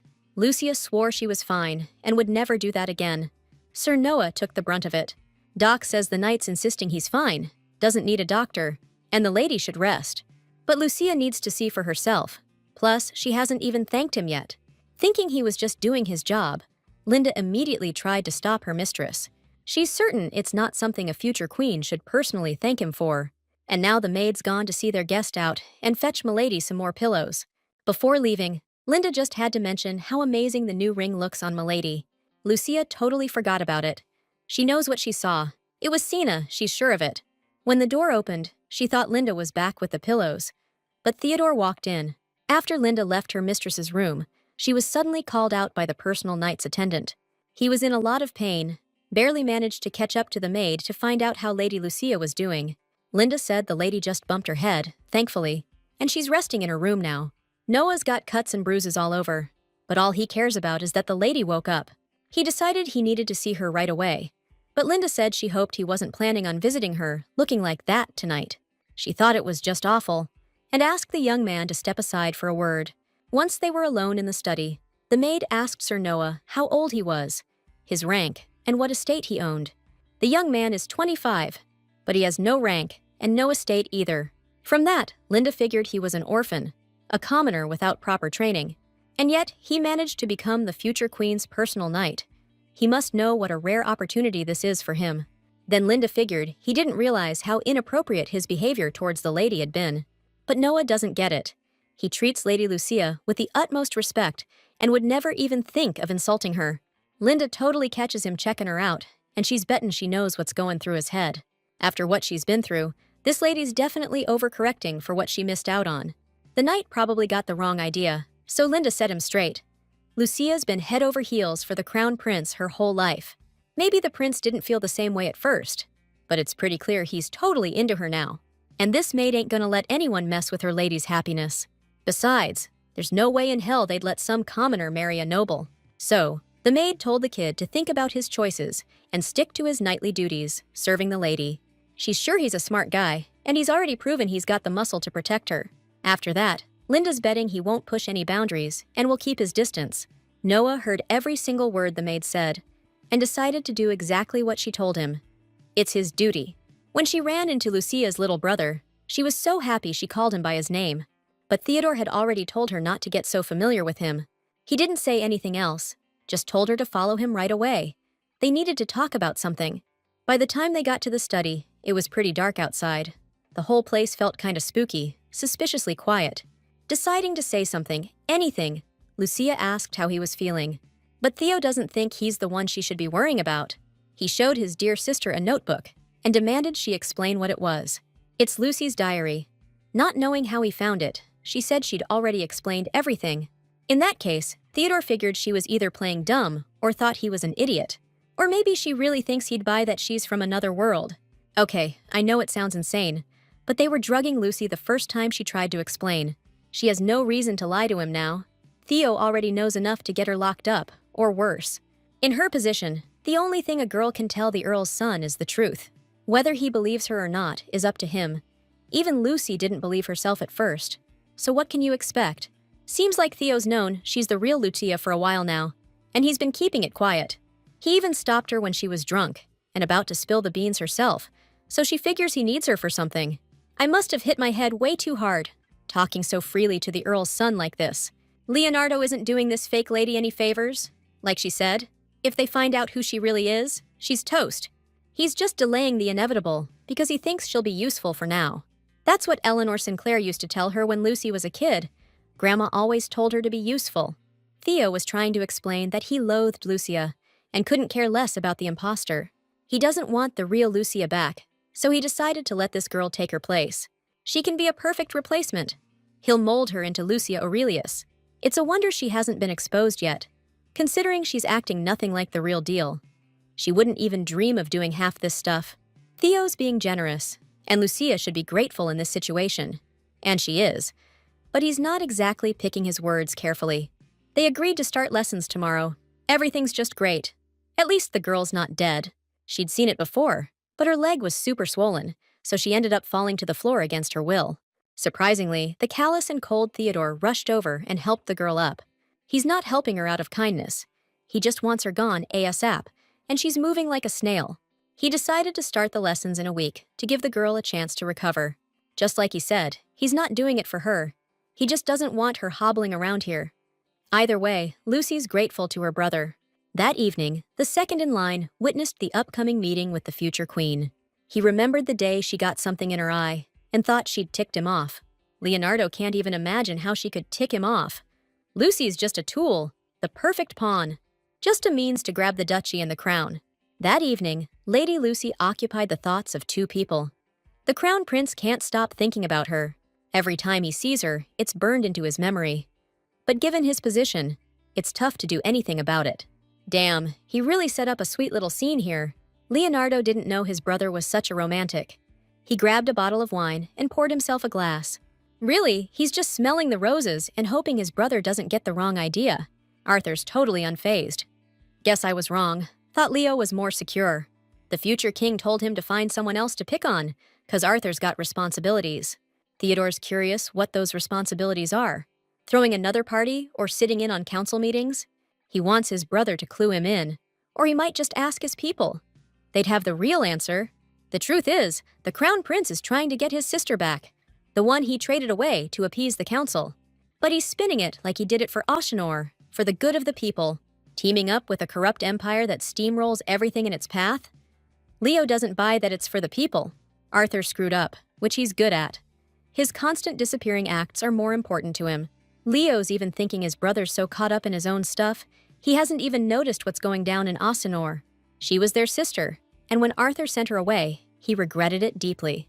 Now he's trying to make things right, to give her the freedom she deserves. But Lucia is different. Arthur's convinced Leonardo doesn't know a thing about her. The second prince doesn't see it that way, though. He made it clear he knows a whole lot.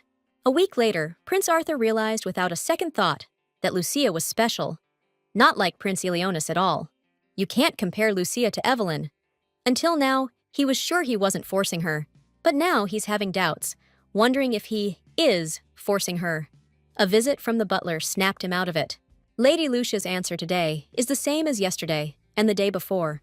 But there's a reason for that. Prince Arthur was stunned when Rupert told him the lady was hit by a carriage on her way home. Noah's health is still not great. His wounds are still bleeding, and the bruises haven't faded. He should be recovering by now. But his strength is fading every day, and there's no improvement. It's still bugging Linda that it's so obvious when a guy's got a crush on a girl. But in her opinion, Milady's way too concerned about this knight's health. Normally, Linda wouldn't even notice. But ever since that incident, Milady's been acting weird, barely coming to the palace. She hardly mentions Prince Arthur, and when the topic comes up, she's always frowning. It makes Linda think that maybe, just maybe, she's fallen out of love with him. When Linda got back to the palace, she noticed the staff was all in a frenzy. Something crazy had happened. The servants saw His Royal Highness. the crown prince, at the estate's doorstep. What a pleasant surprise. Linda figured he'd come to see the young lady. It's the first time the maids have seen the lady's fiancé. He's never visited before. Despite the maids' protests, Linda told them to take His Highness to Milady immediately. Truth be told, the maids aren't even sure if the young lady's awake yet. But that hardly matters now. Another beautiful, sunny morning. Feels like something interesting's about to happen. The sun's rays are knocking on the young princess's window. Lucia's starting her lessons with Theo today. That guy's gonna be a tough teacher, no doubt. Still, she's glad he's back on his feet. She still can't figure out who could have hurt him like that. And what she saw back then? That's still a mystery, too. It could have been the real deal. Lucia's sure she was just seeing things. She almost got trampled by a horse because of it, too. She hasn't seen Noah at all lately. Linda just wouldn't let her out of her room. Truth is, Lucy misses him. She really wants to see him, wondering if he's all right. It's embarrassing what she's even thinking about. Time to get up. She's already getting dizzy. Stepping out of the bath, she heard someone and figured it was Linda. So she asked her to bring her a light dress. She'd like to take a walk. Lucy froze when she saw Prince Arthur in her chambers. Silence hung heavy between them. Startled, Arthur jumped, spilling hot tea all over himself. Man, that stings like crazy. He immediately apologized to the lady, explaining he just wanted to see her, not realizing she was taking a bath. Anyway, the crown prince decided to leave, insisting he didn't see anything.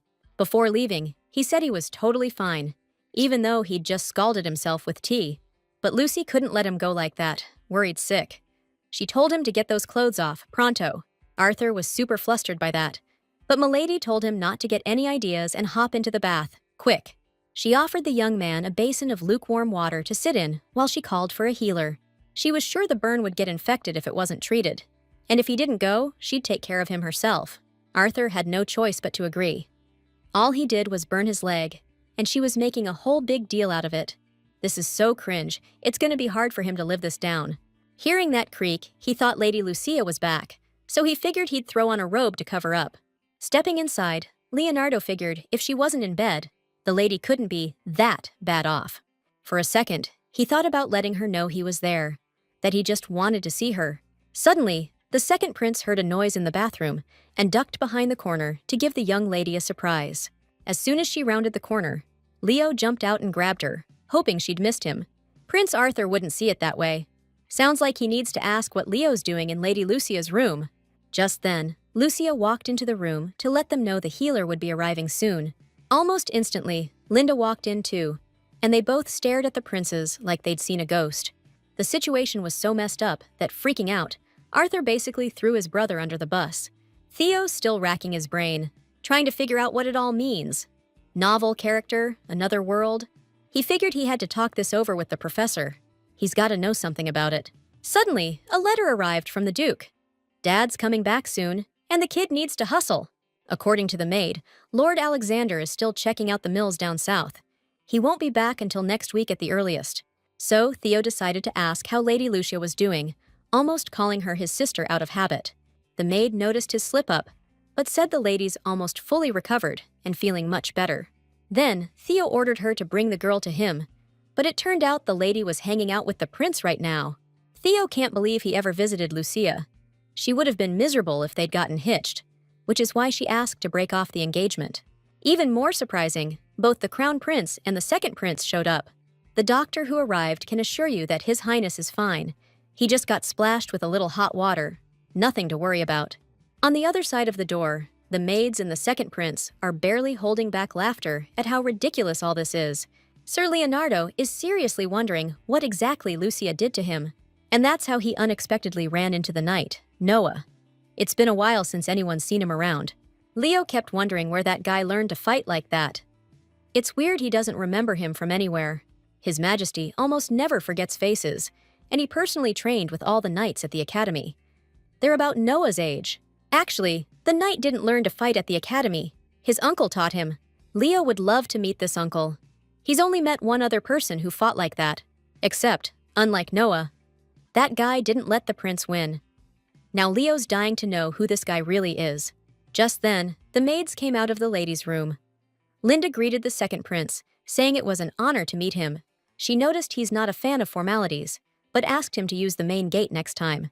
All right, time to move to a more comfortable spot. The maids will handle it. Linda also let the knight go. Told him to get back to training with the other guards. She doesn't need him around with her fiancé here. Those words cut him deep. Noah was torn about whether to go see her or not, but ultimately decided to leave her in peace. Now, the crown prince is really hoping she's feeling better. And she actually is. He's glad to hear that. Plus, he noticed how good the ring looks on her. According to Lucy, it's stuck, and she can't get it off. She feels bad about leaving back then, but she still needs time to think things through. The truth is, His Majesty isn't here to get an answer from Lucia. They were engaged as kids, but this is his personal request now. Arthur won't force her hand. He's cool waiting for her answer, whenever she's ready to give it. He just wanted to know how she's doing. "Your Highness!" Sir Theodore barged into the room without knocking. He apologized for the interruption, saying he needed to talk to his sister. Both Arthur and his brother are always welcome, so Theo told them to stay as long as they like. Looking at those two, it's hard to tell if they've always been this tight. Even without knowing the answer, Arthur still thought it was pretty sweet. While Leonardo was chilling and sipping his tea, they brought him another cup. Honestly, he's not really feeling this one either. It's way too strong for him. Linda apologized that they didn't have a tea that suited his tastes. You could tell Leonardo wasn't really there for the tea. He wanted to know when the Duke was coming back. Coming closer, Prince Arthur decided to find out why Prince Leonardo was asking about this. The second prince is glad to see his brother doing well and dressed sharp. Though he's gotta say, that woman he's with is really something else. First things first, Arthur apologized to Linda. He and his brother made quite a scene. Even so, according to the maid, everyone's thrilled to have members of the royal family here. So Leonardo figures it wouldn't be too forward if he stayed at the estate for a few days. He realized how much he likes the scenery here, and he's heard the Earl's Forest is a prime spot for hunting. The second prince has been itching to bag a buck for ages, though a doe would do just fine too. Ignoring his brother, Leonardo's worried they'll have to say goodbye. Looks like his guard's been waiting. Something's definitely up, seeing as they arrived in such force. Linda explained they just got here. She didn't want to interrupt His Highness with the lady. So, the crown prince decided to bail, and his brother wished him well on his way out. Speaking of which, he's digging this tea. I wonder, is this strawberry? Theodore wrote down everything he could remember about what happened to Lucia. From the moment she was brought to this house until she disappeared, he wants her to learn all this by tomorrow. Theo stayed up all night taking notes, and he figures if Lucy puts in the same effort, that'll be fair. Like he said before, the way she's been acting these last few months is nothing like Lucia. Luckily, no one's really noticed, considering she was taken, and that messed her up pretty bad. But Lucy can't keep using that as an excuse. So to become Lucia Aurelius, she needs to know who she is. Theo decided to start with Lucia's history. Then he'll tell the story of the Aurelius family, and then the history of Asianor. And also, the girl's gotta work on her manners. Of course, memorizing everything isn't that hard. And she'll need to master Lucia's skills: archery, horseback riding, calligraphy, poetry, and embroidery. Plus, Lucia was fluent in several languages, which she'll also have to learn. This is Theodore's study, so no entering without permission. All the books and records in here are under lock and key. Since Alexander's still away, the young man's going to let Linda know they'll be having dinner here with his sister. Also, he told the girl to avoid the second prince. Prince Leonardo is a handful. The way he sees it, if Lucy gets chummy with him, nothing good will come of it. The fact that everyone found him unbearable, and he wasn't exactly trying to get close to anyone, was super weird. That definitely wasn't the case when he and Lucy first met. After everything that happened, Sina's convinced it was her Lucy. Just thinking about it gives her the shakes. She definitely called her by name and chased after her. But the question is, how and why is Lucy here? No clue how long she's been here, or where the heck the real Lucia is. If she's here and already met Arthur, we're toast. But this is still Sina's story. Suddenly, she heard her nephew's voice. Henry covered her with a robe. She really freaked him out today. She just got spooked. Something went down in the town square. Henry's already heard the rumors. In the town square, a horse almost trampled some young lady. That guy pushed her out of the way just in time. The kid wanted to go shopping with Sina and show her around. He can be annoying, always tagging along, but he really does look out for her. As for Henry, he's been hoping to catch a glimpse of that guy for ages. He last saw her in the town square months ago. She was his first crush, an unbelievably gorgeous girl. Lutia spent the whole day studying, right up until evening. She couldn't remember the last time she'd hit the book so hard. Theodore was drilling her on etiquette and social graces like a total maniac. She could have taken a lunch break, but that jerk wouldn't let her. Finally, the day was over.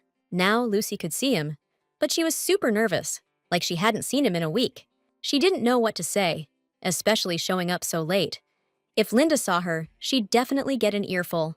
Just then, Noah opened the door and said again that he didn't need a doctor. Seeing him, Lucy melted into a smile.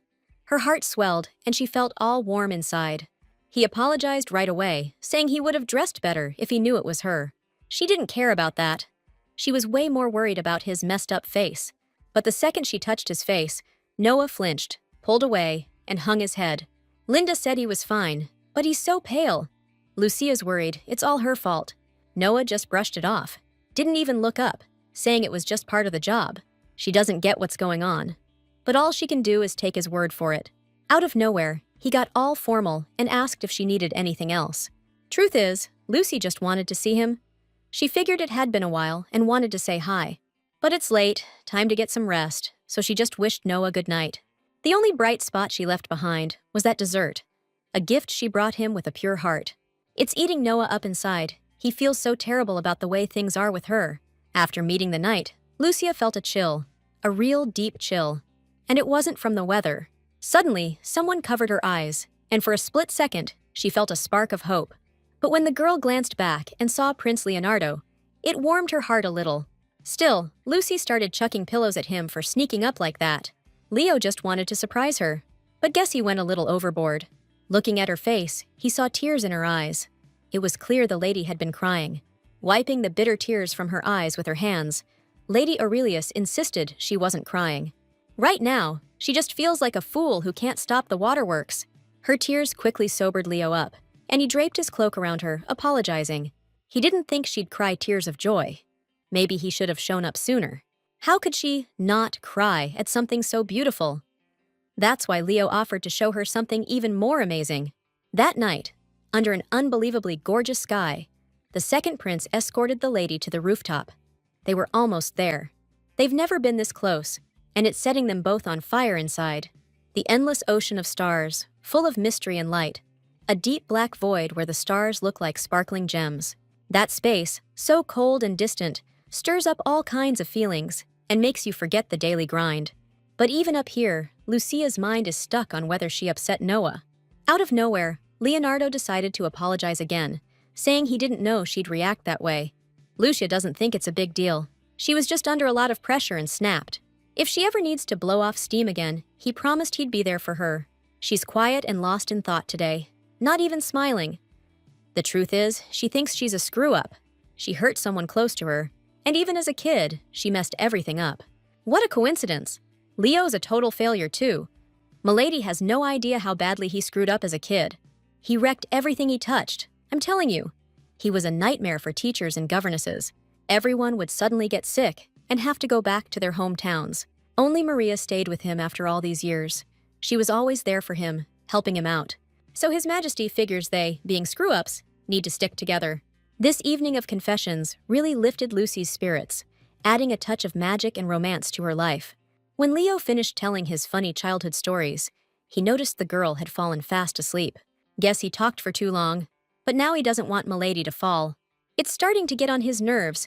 Lady Aurelius always falls asleep when he's around. Maybe she feels safe around him, which is ridiculous, because she's nothing to him. She's just a means to an end. But tonight, the second prince's heart is beating extra fast. Lucy was sound asleep when she suddenly felt Noah's arms around her. Seeing him, so familiar, she couldn't hold back her tears. She'd dreamed of seeing him for so long. All this time, she thought he was mad at her, but according to Noah, it was all because of her. Staring at the night, Lucy was accused of being at fault for everything, but the Noah in front of her wasn't the same. The blood in his eyes scared her. Terrified, she clung to him and begged for it to go away. She feels so guilty, but more than anything, she doesn't want Noah to leave.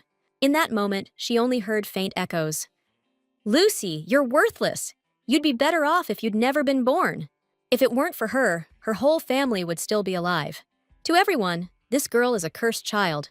Wherever she goes, she brings death, agony devouring her sanity, voices surrounding her, asking too many questions and repeating one thing. This whole mess is Lucy's fault, and she owes a huge apology to everyone she screwed over.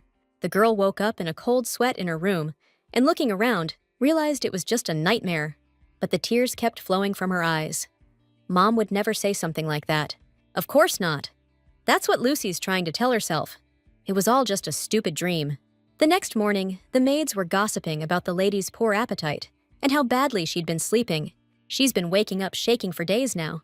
She was doing better for a while, and now the nightmares are back. They still don't know if her kidnappers have been caught, but apparently, the Duke won't let it slide when he gets back. Lucia hadn't been spending much time with Noah since the incident. He was training with the other guards like crazy. Whenever she got the chance, the lady would follow him around, convinced he was nearby. Still, she couldn't shake the feeling that he was avoiding her. Honestly, Lucy misses him. He's constantly on her mind, and she can't escape thinking about him. Seeing him today, she suggested they grab some tea or lemonade. The weather's getting warmer, and Noah's been here a while. But she understood when he said they could do it some other time. Because, let's be real, that some other time is never gonna happen. Another week goes by, and Lucia Aurelius is doing pretty well with her lessons. She's learned all about the Aurelius family history and memorized all the important relatives Lucy knew. She hasn't seen Leo since that night. He spends all his time in the woods, hunting. Lucy still can't get this darn ring off, but she's already figured out what to tell Arthur. It's good that Theo's kinda on her side, but she can't just replace the real Lucy. She still needs to find a way back home. So, she asked Noah to take her to that lake today, the one where he first found her. She's only had one riding lesson with Theo. Even if Milady's playing this off as training, she doesn't want to embarrass herself. But Noah's been so distant lately. The horses are ready, Noah's right there, and Lucy misses him like crazy. Ever since then, she's been super bummed out, so the guy's not even sure he's doing the right thing anymore. Noticing he looked really pale, Milady wanted to make sure he was okay. Not really, it'll all be over soon. Noah's not ready, but this is for the best. Soon he'll be leaving his Milady. She's getting married. The thought of it made his hands shake as he went to help her onto the horse. They should head out now if they want to be back before nightfall. Soon Lucia will finally be happy, and Noah will love her even when she's forgotten all about him. So they finally set off on a little horseback trip, heading deep into the woods. The night's condition got noticeably worse on the way, but he's hanging on, thinking it's not much further. Looking at him, Lucia can't bring herself to talk to him. It feels like a wall of ice has sprung up between them. The place where Noah first met this girl is in the forest, by a roaring waterfall. But as soon as Lucia got here, she saw that there was nothing there. She was sure she'd find answers here. But it turned out to be just a regular lake.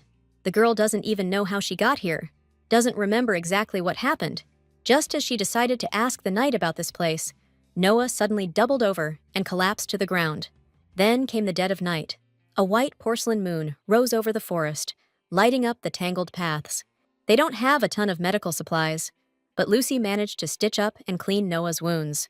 Looks like he's got a mild infection, all things considered. With how badly he was hurt and all his training, it could have been way worse.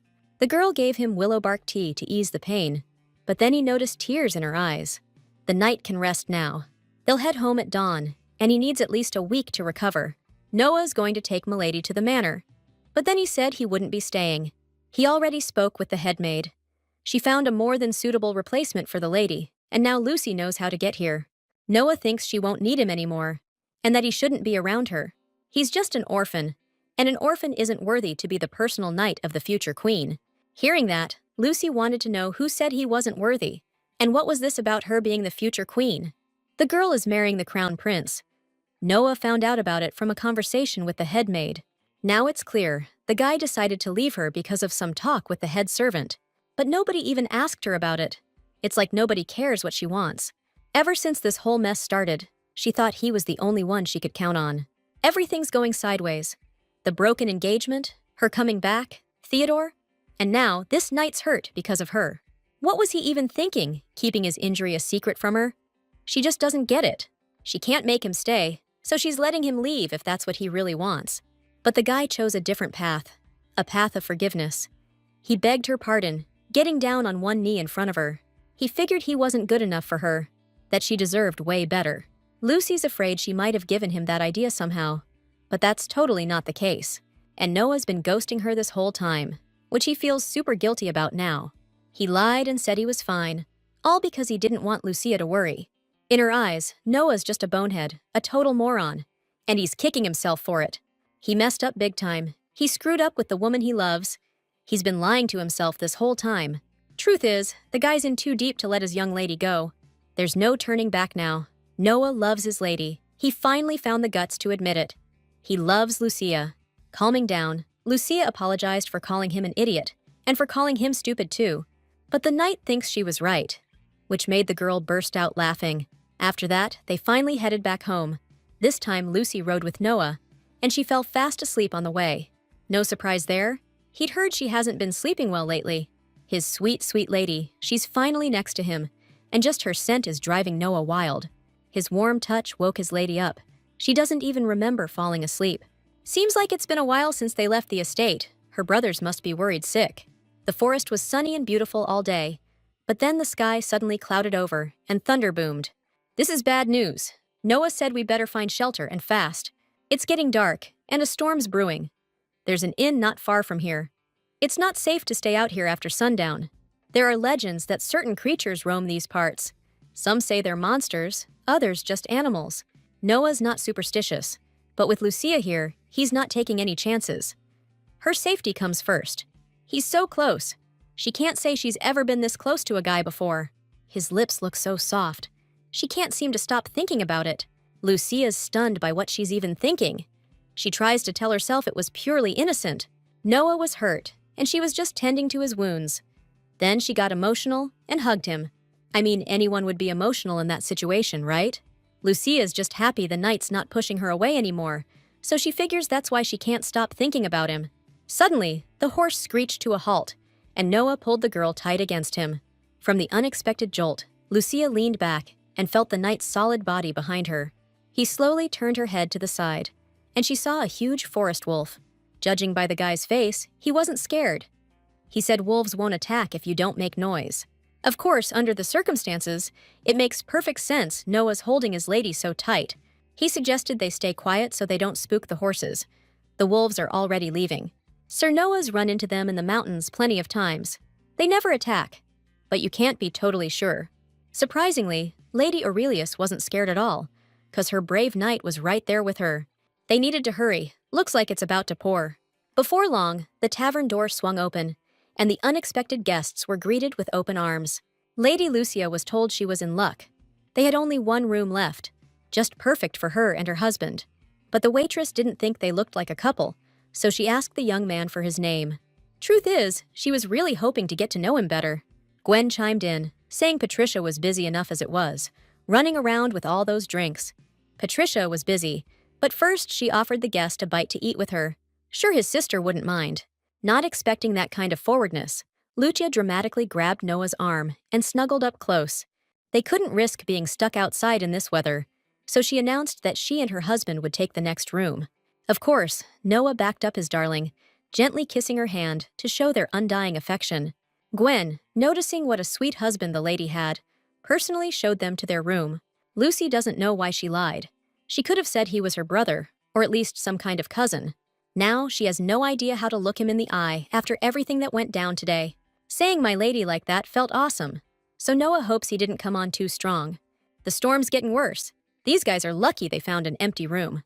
They finally made it, but the most expensive room isn't exactly private. It's got like a dozen separate beds. Lucy doesn't think it's so bad. The room's perfect as is. At least in a big room like this, things won't be so awkward. Luckily, everything worked out. Noah was worried he'd have to sleep on the floor or something even worse. Gwen just can't figure out if the room's up to the lady's husband's standards.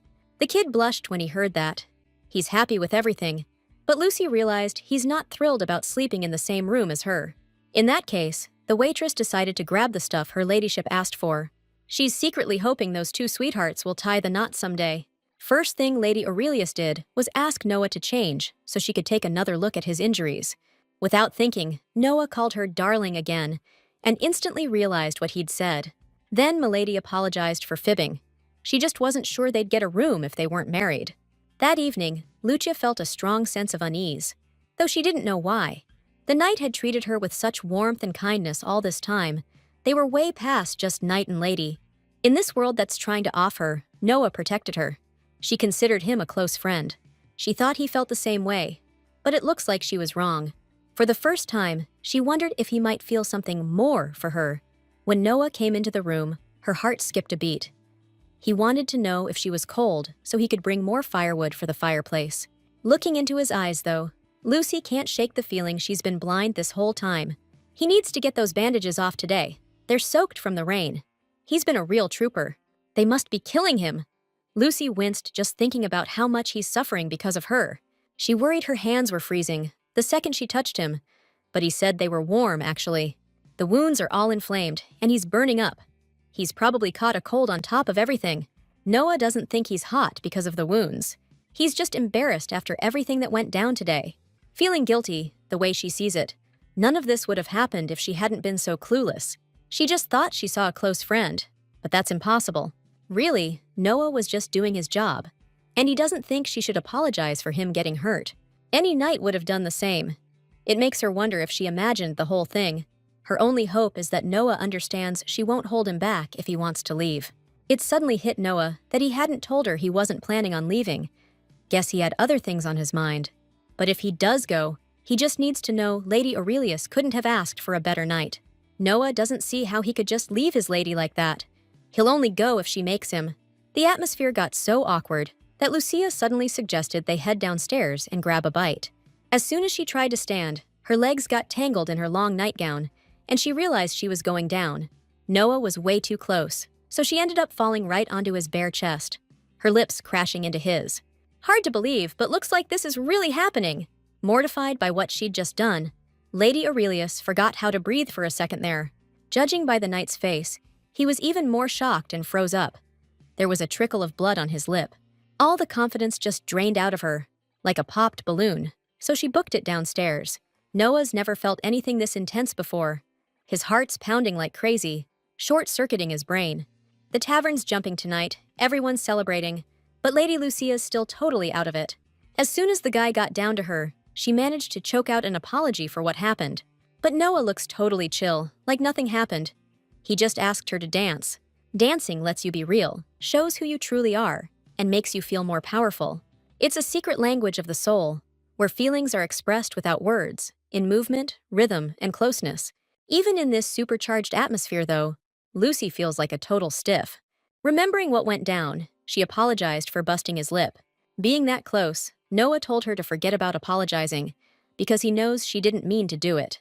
Judging by her moves, he could tell she wasn't much of a dancer, even though he'd probably danced with a ton of women. Truth be told, Lady Lucia's the first one he's ever actually worked up the nerve to ask for a dance. His uncle taught him, said every gentleman should know how to dance, even living out in the sticks like they did. It wasn't exactly a party, though.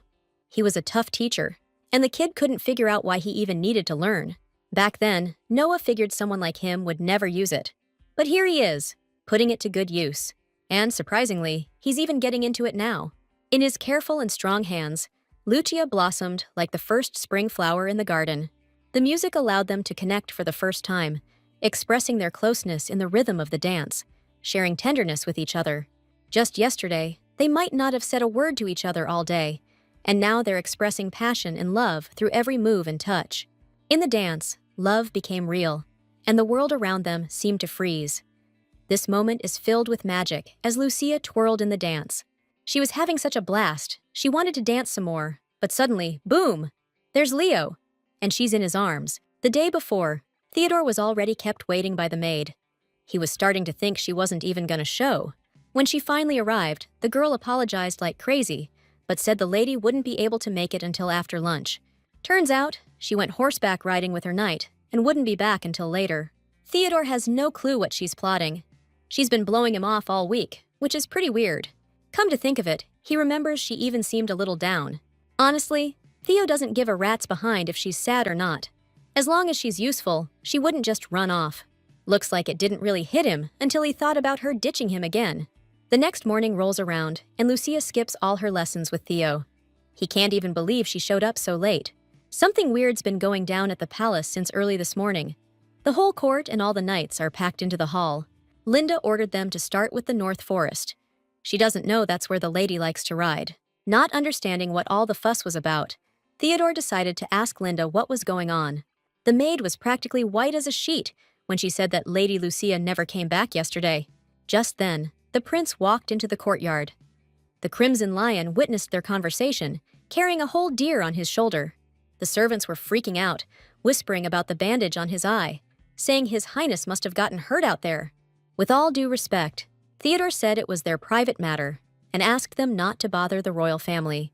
Still, Leonardo's convinced that if the future queen of Asianor is definitely missing, the royal family will definitely do something. Just like he's gonna do something. But first he needs to find out what happened. He's not backing down on this. Searching for Lady Lucia, the knights were back in the forest. But they still don't get why a noblewoman would come here. It's scary to think the lady would come here alone, but then again, she wasn't alone, was she? The commander remembers her weird night and figures they're definitely together. Or maybe she ran off. Noticing the commander's flapping jaw, Sir Leonardo suggested he shut it. Magnus thinks a storm's brewing. They need to head back ASAP, plus these woods are dangerous. Despite all the stories about this place, that's just more reason for Leo to keep searching. All that just happened gave the newbie the creeps. Lionel isn't just the prince's right-hand man. After the king and queen died, Lord Leonis, Lionel's father, raised the second prince like his own son. He's like an older brother to him, even closer than the crown prince. They've never even fought. Leo really doesn't have time for this. If Lucia's lost in these woods, she's in serious trouble. Lionel doesn't see what the big deal is. Does he even hear himself? According to the prince, Lady Lucia Aurelius is engaged to the crown prince of Asianor. Lionel thinks this girl's just bait, and not only that, they don't even know who she is. She just looks the part. The second prince is already convinced, but she has no clue who ordered the snatch. Lord Cedric was sure she was the real deal, and sent a doctor to offer. Lucky for her, she was somehow resistant to the poison. So, His Majesty took him out. He really hoped Lionel wouldn't find out. The Crimson Lion iced a council member over some dame. The storm's getting worse, and the rain keeps coming down, making travel tough, so the night squad checked into a local tavern. As always, running into Lucia was a total surprise. Leo's eyes locked on her from the doorway, twirling in a dance. That's how he caught her off guard. When she least expected to see him, much less end up in his arms, seeing him took the lady's breath away. But what surprised her the most was the eye patch. Leo said it was just a scratch, but Lucia's still worried he should at least clean the wound. She asked how he got hurt, but all she got was a dazzling smile and a smoldering look. Honestly, the guy was really digging her reaction. He reached out and gently touched her lips, saying the most important thing was that she didn't get hurt. Turns out, his young lady wanted to see something, but they ran into some trouble. Feeling a tap on her back, the girl turned around and saw cute Noah behind her. The search party's come a long way. His Majesty's men are beat, so he asked the knight to feed the horses. Lucia tried to object, but Noah calmed her down and agreed without question. After that encounter, the girl felt uneasy. She's worried about Leo being hurt. Then the squad captain asked Lady Lucia to have dinner with them, but she told them to go ahead without her. This storm's just getting worse. Thunder's cracking all around the tavern. It's making Noah sink deep into his memories. Visions flashing, voices ringing. It's making his head spin. This weird feeling won't let him have any peace. Probably all this rain's to blame. Just like the knight figured, the horses were fed. When he went to ask why His Highness called him here, the knight caught a hard one right in the face. Along with a crash of thunder, he went down hard in the mud. Cold rain starting to pound him. But Melina's lion isn't gonna stand for that kind of weakness. She told the kid to get up. After sending the knights to dinner without her, Lucia figured it was for the best. It'd be awkward eating at the same table as the crown prince's fiancé. It's not so bad for her to be up in the attic eating cookies. She never thought the trip would turn out like this. The girl didn't even know what she was expecting. The lake was totally ordinary. I guess this all means she's not going back home, but she can't stop thinking about her grandma. Suddenly, there were voices downstairs. The guy got worried about his wife, but it was just the baby kicking. Okay, that's enough. Her husband's stressing about this pregnancy more than she is. She heard him crying again this morning. He can't help it. He's just so damn happy. Lucia couldn't help but notice how sweet they are. They're gonna be parents soon. That's awesome. She wonders if she'll ever be a mom herself. Maybe someday she and Noah can be parents to a beautiful little kid. Those thoughts made Lucy jump up, not even sure how she got there. Her head's spinning. Lucy's imagination is running wild with a little blonde baby. That sweet, innocent voice calling her Mom. It's like a direct hit to the heart. I think she's really falling for this. The rain's coming down harder now.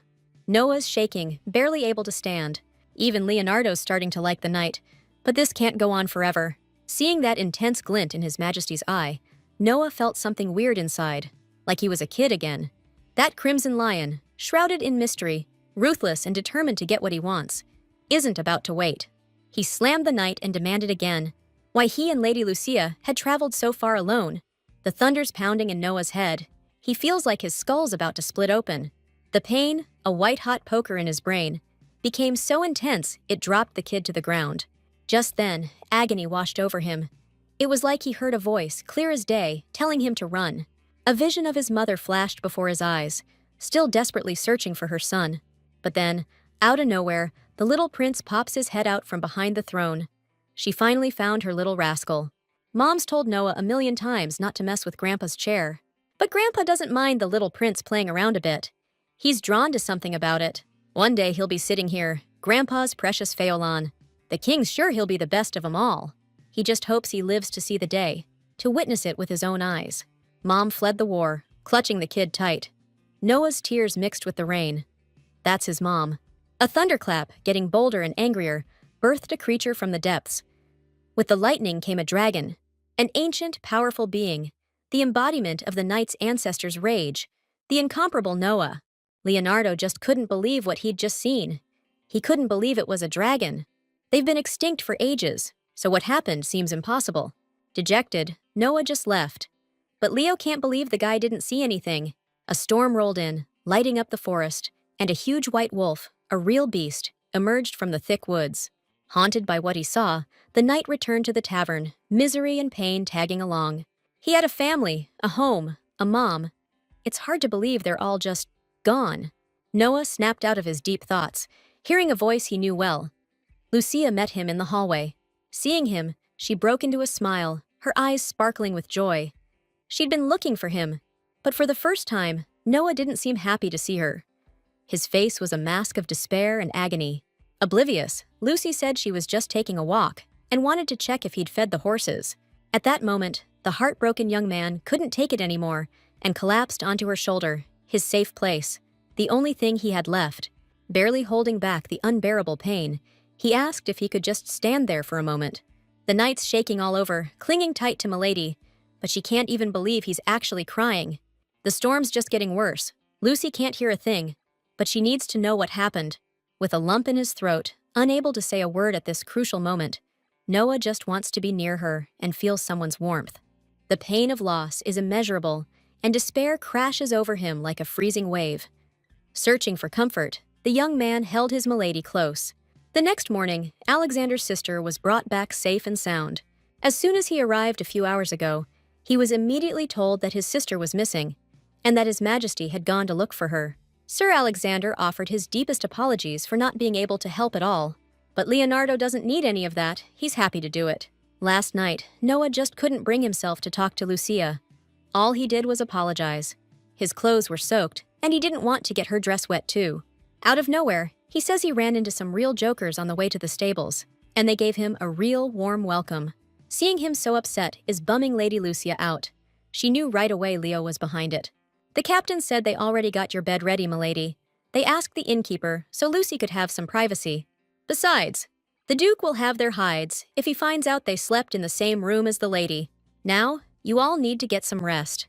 Before leaving, Lucia wished the knight a good night.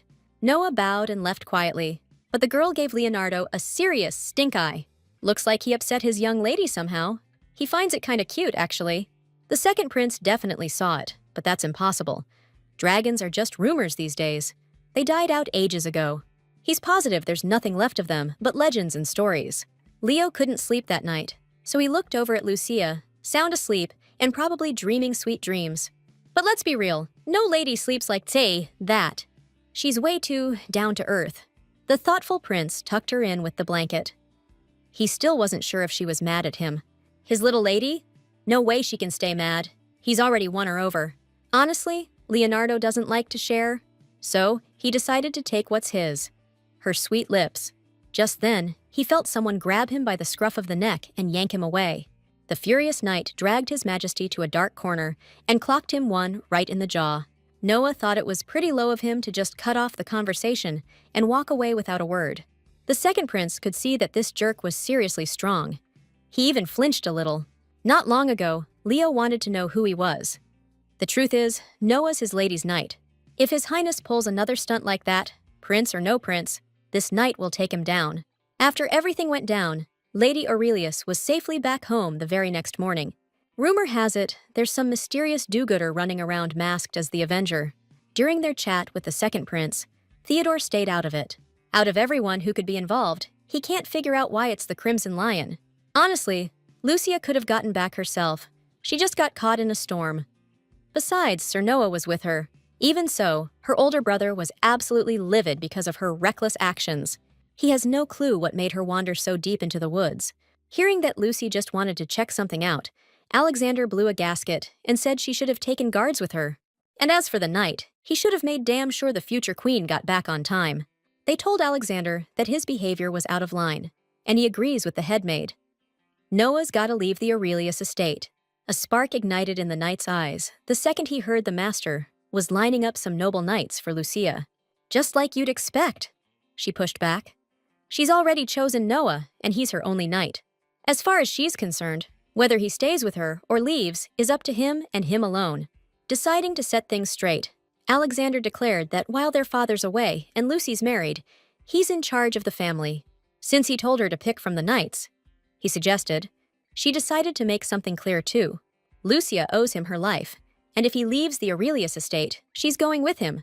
Just then, a maid walked in, announcing that the doctor had arrived. So, Lucia told Jane to take Sir Noah to the doctor, and said she was going to get some rest in the meantime. Even though Noah's convinced he's fine and doesn't need a doctor, he wouldn't dare disobey the lady's orders. Seeing his chance, Theodore rushed over to his sister, grabbed her arm, and dragged her away. He squeezed her hand so tight that Lucia finally had enough and yanked her arm free. The guy's acting like his sister's lost it. Alexander's pissed because he's worried, but this dude's just being weird. She knows damn well he couldn't care less if she's safe. Theo, flying off the handle, accused her of having no common sense or decency, even called her a moron. And he can't believe what she was thinking, arguing with Alexander, and over some two-bit knight no less. Not putting up with that kind of rudeness, Lucy snapped that she wasn't saying anything to him right now. He's being a total jerk and a grump, so she doesn't even want to talk to him. Milady's just tired. She wants to rest, so she suggested they continue their lessons tomorrow after lunch. In the morning, she went to the garden. Tomorrow's the big day, but she's not feeling it. Thing is, she's got no other choice in her situation. Hearing her name, the girl turned and saw Noah beside her, like something out of a fairy tale. He should be resting right now. The doctor checked him over, but the kid really wanted to see his lady. But if Lucy wants some alone time, he's ready to bail. But she definitely doesn't want that. Seeing the knight's battered body, the doctor could only guess in horror what he'd been up to. What's worse is he was training in that condition. These young guys always try to push themselves too hard. The old man's amazed how the kid managed to avoid a serious infection with wounds like that. He doesn't know who stitched him up, but that person did a great job. The knight got seriously lucky. He's better off staying in bed right now. The wounds are serious and could lead to some nasty complications. Unpleasant thoughts, fever, even rash actions. This concoction could really mess with his system and mind. His influence doesn't last long, and not everyone even has problems with it. That sounds super promising. Noah should have listened. He told Lucia the doctor just gave him some meds and told him to get some sleep. Right now, the guy's burning up inside, his head's spinning. That's why Lucia decided to check on him. She's sure his wound still hurts. When she touched his face, Noah felt her tenderness and said he could take care of himself. He wants her to let him get hurt now and then, since he'll heal anyway. And also, what she said earlier really got to him. Lucia blurted out that she'd follow him if he got kicked out of the estate. Reckless, but awesome. So, even if she only said it to protect him, he's incredibly grateful. But honestly, when she said it, she totally meant it. This woman, she's got Noah's heart in a total uproar, and he's got to keep it all bottled up. When Noah asked if she really knew what she was talking about, he got so close he could feel her breath. He turned away almost immediately, blushing. He didn't even know why he suddenly felt like doing that. Right then, Lucia's heart started pounding, like it was about to burst out of her chest. She didn't even know what she was expecting. Let's be real, She was probably fantasizing about that handsome knight grabbing her with gentle hands and holding her tight. Noah's sure his uncle would accept her too. He's the one who raised him and taught him how to dance. Lady Aurelius would love to see that. She's betting Noah was absolutely adorable as a kid. That silver hair, those chubby cheeks. She'd pay good money to see that. Noah could probably make that happen somehow. But he said he'd like to see her as a kid too. In the end, Lucia fell asleep again. And like a true knight, Noah carried his girl in his arms. She falls asleep surprisingly easily. It kinda worries him. She jolted awake, realizing she'd dozed off again. Guess all those sleepless nights finally caught up with her. Turns out, Noah carried her all the way here, even in his condition, and then just fell asleep sitting right beside her. Noah, her precious knight. Lucia doesn't even know when she fell for him. Seeing him, she felt drawn to him like a moth to a flame. A crazy urge to kiss him just welled up inside. The second her lips touched his cheek, Noah grabbed her and went for her sweet, tempting lips. The world just stopped. Something new and fragile blossomed inside her. In that one kiss, she learned everything the knight hadn't said. His lips met hers. That stolen kiss was better than any kingdom he could conquer. Noah's head over heels for her. After confessing his feelings, the exhausted guy collapsed right on top of Lady Lucia, burning with embarrassment and all these crazy feelings in her chest. She didn't even know what just happened. All right, nights turned to morning, and the bright sun's peeking through the window, bringing in some fresh air. Lucia still can't believe that after all that, the knight just crashed out. Though, if he hadn't been asleep, it would have been even more awkward. Lucy decided to bail while she still could. Surprisingly, the guy was a freaking tank, but she somehow managed to wiggle out from under him and landed on the floor. She can't shake the memory of his confession. There's no way she's sleeping after that. Either way, she's hoping he wasn't just delirious when he said all that stuff. Ever since Lucy got dropped into this crazy world, the knight's been watching her back. Now it's her turn to take the reins and handle things herself. No word from Magnus since they left port. They should be sailing into the northern seas by now. They're due back in a month. The Crown Prince wants everything ready for their arrival. He wants to beef up security, add more guards at the port, but he wants them dressed like regular Joes. The aide was a little surprised that the vigilantes were the only thing His Highness was sweating. Arthur knows the vigilantes iced a council member, and he's betting they'll be even more aggressive on Coronation Day. Plus, if they catch wind the princess is coming back, she could become a target too. His Majesty doesn't think this is just some run-of-the-mill mercenary group or a bunch of common thieves. He's convinced it's something else. Something bigger is at stake here. And he's definitely gonna find out what the heck it is. When His Majesty suddenly got a visitor, he told them to show her the door, 'cause he's swamped right now. It's gotta be that lady again. She keeps showing up. He's getting sick of it. But as soon as Arthur heard it was Lady Aurelius, he immediately stopped the servant. His Majesty's stoked to finally meet her. Feels bad she had to wait so long. Lucia showed up unannounced, but promised she wouldn't take up too much of his time. Once Arthur got the full story, he demanded an explanation, like, what the heck was going on? Looks like the butterfly finally broke free from the spider's web, but she's still not out of the woods yet. Truth is, she came to give him her answer. She's in. She'll pretend to be his bride until the coronation.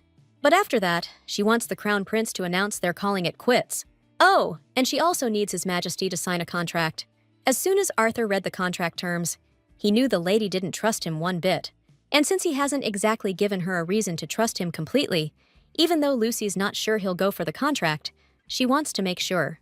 If political tensions are as tight as he says, she'll do whatever she can to help him keep things from blowing up. One way or another, he and Claire are gonna meet and get hitched sooner or later. But she's past caring about that now. If Lucy's cover gets blown, she's going to jail, and it won't just be her who suffers. Theodore and Alexander will be fine, considering the Duke's pull. But Noah, she's gotta protect him no matter what. I, Lucia Aurelius, daughter of Duke Nicholas Aurelius, hereby pledge to fulfill the role of Crown Princess until the coronation. In return, Crown Prince Arthur Felix I must fulfill one condition. Lucy didn't even see His Majesty get so close. Doesn't he realize how little she thinks of him?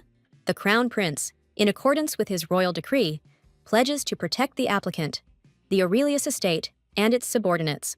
The prince solemnly swears that under no circumstances will he take Lucia's life, neither with his own hands nor by order. It's clear to him now, the lady wanted to break off their engagement because she's convinced he's gonna offer. Arthur just wants to know why. She could have asked for anything: money, power, land, a title. Still, all she's asking His Majesty is to just not mess with her. Actually, it's not just her, it's her people, her brothers, her knight. Lucy wants Arthur to promise to protect them no matter what. But His Majesty's curious. Where's her loyal knight? Shouldn't he be here with her? According to her, Noah's wounded. He's really not around right now. Even so, if Arthur needs to think about her offer, she'll come back tomorrow. But right after that, he tells her there's no need. He agrees to her terms. He promises that Lucia Aurelius's people will be under the protection of the royal family, no matter what. But he's got a condition too. Until Arthur's declared king, she'll play the part of the future queen. Outside their agreement, for everyone else, they'll be a loving couple. For the next few months, Lucia, like before, will be by his side. Any banquet, ball, different dances, they'll attend them together. Before she even thinks about being his princess again, Miss Aurelius is laying down the law. He's not dealing with the same woman he used to know. Truth is, Arthur could say the same thing. Simple words, yeah, but they're sending shivers down Lucy's spine. For once, things are actually going her way, but something still feels off. A scream echoes through the palace. The intruder's headed for the west wing, and it looks like Lucia just ran into him. She barely manages to cry for help before this masked and hooded creep grabs her and drags her away. Holding her close, he manages to stay hidden as the guards rush past them in the hallway. In this situation, with the guy pressing a knife to her throat and telling her to stay still, Lucia's frozen solid. He also told her not to look up, but through the dark hood, she catches a glimpse of bright red hair. That voice. Lucy's sure she's never heard it before, but somehow it feels familiar. Leonardo feels terrible.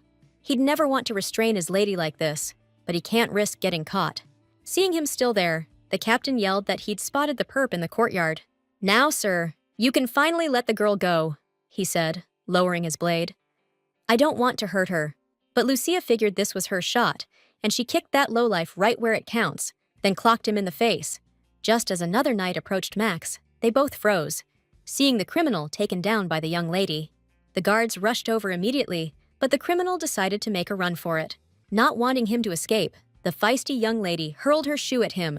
Unsurprisingly, it didn't work. Max just came over to make sure the lady was all right. Some thief managed to slip past the royal guard? There has to be an explanation for this. After everything that happened, Prince Arthur rushed to Lady Lucia, worried about her condition. She'd expected a commotion, of course, but it's more stressful than she thought. Furious, she shoved his hand away and coldly snapped that everything was fine, that nothing mattered here anyway. According to the butler, the lady, bless her heart, wasn't hurt, but they still called a doctor just in case. But Lucia's convinced it's not necessary, says she didn't see the guy's face or recognize his voice. Noticing how pale she was, Sir Arthur kindly suggested she stay the night. The lady wasn't having it. She really wanted to go home. It had been a rough day. Not wanting to argue, Arthur only agreed on the condition that he go with her, along with the guards. Lucia shouldn't forget their arrangement after all.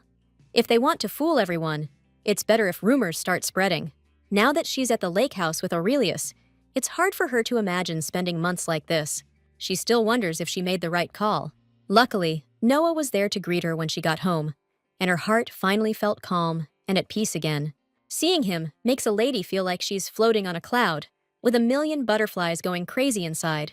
Flowers can say things to the heart that words can't. It's the true language of love. Like a delicate flower blooming at sunrise, Lucia blossoms with just one smile from her knight. Without hesitation, she threw herself into his arms. Now she's sure she made the right choice. Everyone saw Prince Arthur and Lady Lucia. He carried her in his arms all the way from the West Wing. The maids think the crown prince has changed a lot since Lucia showed up. Still, she wants to walk on her own. But Arthur just told her to hold on tight. He figures it would be great if she could just, tone down the whole "I can't stand you" vibe. At least until they're out of the garden and away from prying eyes.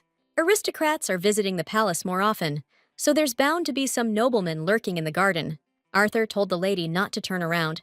He already saw someone in the garden, and it's freaking Lucia out. Claire didn't just show up here randomly.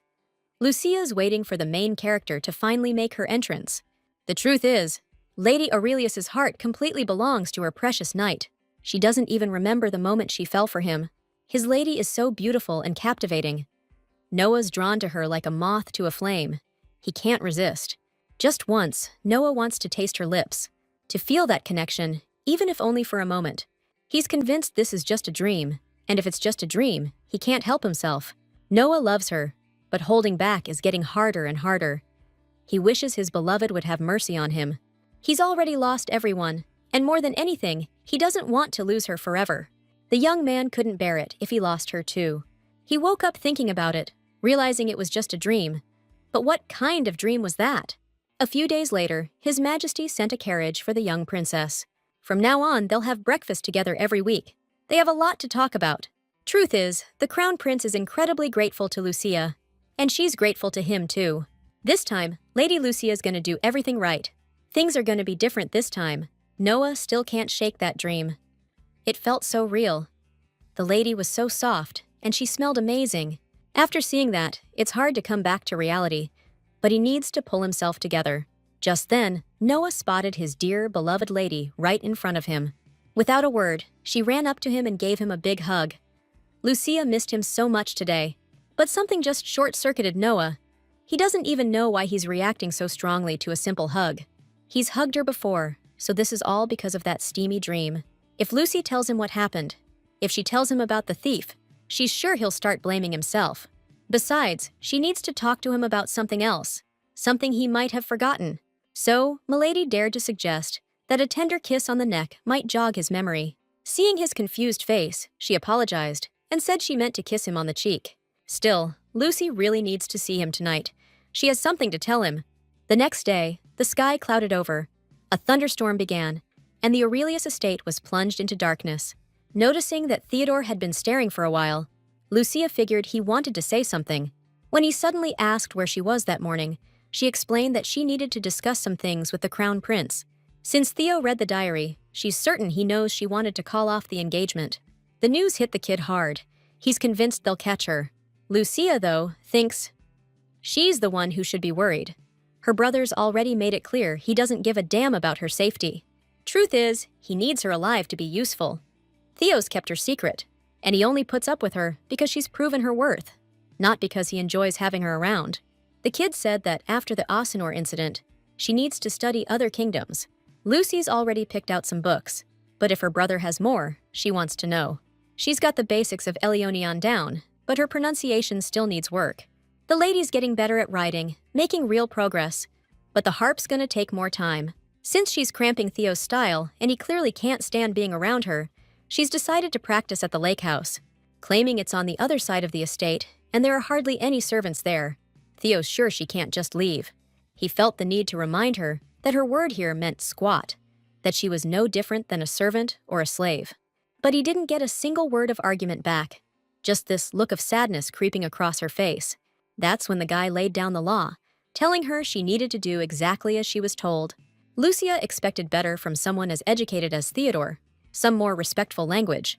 The world she came from wasn't perfect, and she wasn't exactly anyone special there either.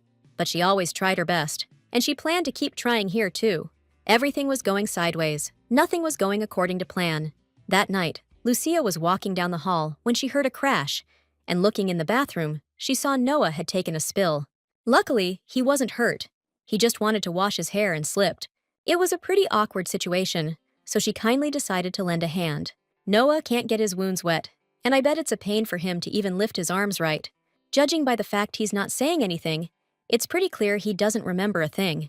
Looks like the medicine the doc gave him is working. The kid's already looking better. Noah says they did the trick. They're helping, and now it's just some nasty bruising. Hearing that, Lucia didn't even ask, and just started poking and prodding the knight all over. She touched every bruise on his body, and Noah got so embarrassed he covered himself with his robe. Only then did the girl realize she messed up. She should have at least asked first.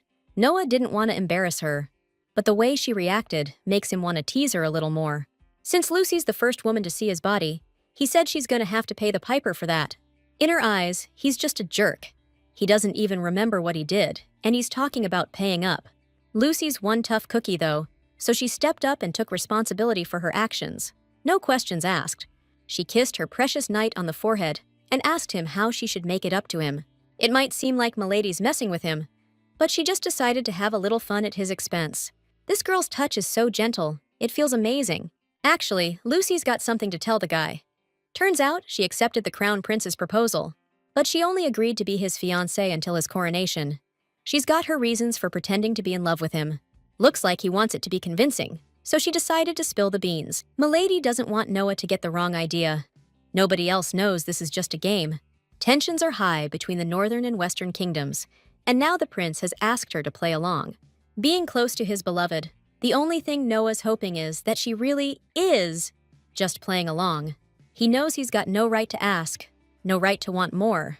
But damn it, he can't help feeling jealous. He shouldn't even sweat it, right? Lucia's heart already belongs to someone else. She's in love with another dude. But she's scared he doesn't know that, and that just feels so wrong. This guy kissed her, told her he loved her, and now he doesn't remember a thing. It just hit Noah like a ton of bricks. That wasn't a dream. He dropped to his knees, apologizing like crazy. He's thinking he never should have, you know? Before he could finish, Lucia touched her warm lips to his. Her real name is Lucy. After everything that happened, the guy forgot how to breathe. He barely managed to catch his breath. She loves it when he calls her Milady, but she's dying to hear Noah say her name, just once. The second the knight said her name, her heart about jumped out of her chest. She'd never felt anything like it. The air got way too thick, so they agreed to talk tomorrow. Actually, the heroine's been called that before. Leo uses her first name all the time. But for some reason, coming from this guy, it hits different. They hadn't been this close, this intense before. Lucia could barely calm down afterwards. That night, Noah can't think about anything but Lucy. It's a total head trip. Ever since Cena ended up in this world, her world, everything's gone completely off script. She can't shake this gnawing feeling, like she's been here before. Later, while picking out a dress, Lucia asked the lady to repeat what she'd said. The lady was asking what kind of veil she wanted, with jewels or lace. Sure, she could just go with a plain veil, but Lady Gullet doesn't think it'll match the dress. Lady Lucia's maids can't believe she's leaving the estate so soon. It's all so weird. In the book, Lucia was the villain everyone hated. But in this world, everyone seems to adore her. Except for Theodore and the Crown Prince, though maybe Lady Lucia's missing something. Then again, she didn't even finish the book, and she really regrets it. Eventually, Lady Gullet left the girl alone with her dress, so they could get acquainted. Lucia's definitely never worn a dress this beautiful before. It's a shame it won't ever see its happy ending. She just hopes someone else gets to wear it someday, even though she wishes she could wear it to meet her destiny. Too early to think that far ahead, Lucy hasn't seen Noah since last night. She doesn't even know what to say to him. Are they even a thing? What about having kids? It's all way too soon. Time to get someone to help her out of this dress. Sounds like someone's coming this way. The girl thought it was Lady Gouliette, but it was handsome Noah, showing up with a bouquet. Seeing Milady in a white dress, the knight got flustered and figured he should come back later. When Lucy tried to stop him, she tripped on the steps and went flying right into his arms. She doesn't want him to leave. Actually, she's happy to see him. But looking at his face, it seems like Noah isn't exactly thrilled to see her either. Truth is, the guy was dying to see her. Couldn't wait, he was up all night. He's got so much he wants to say, but this time he needs to ask the lady's permission. In Noah's mind, he's not good enough for her. He's lost everything. He's got nothing to give, nothing to offer. And still, he dares to want her. Desperately, selfishly, he wants Lucia. But he promises to become worthy of her. He'll become someone she can be proud of. So, the knight came to the lady to ask for permission, if Lucy would allow someone like him to love her.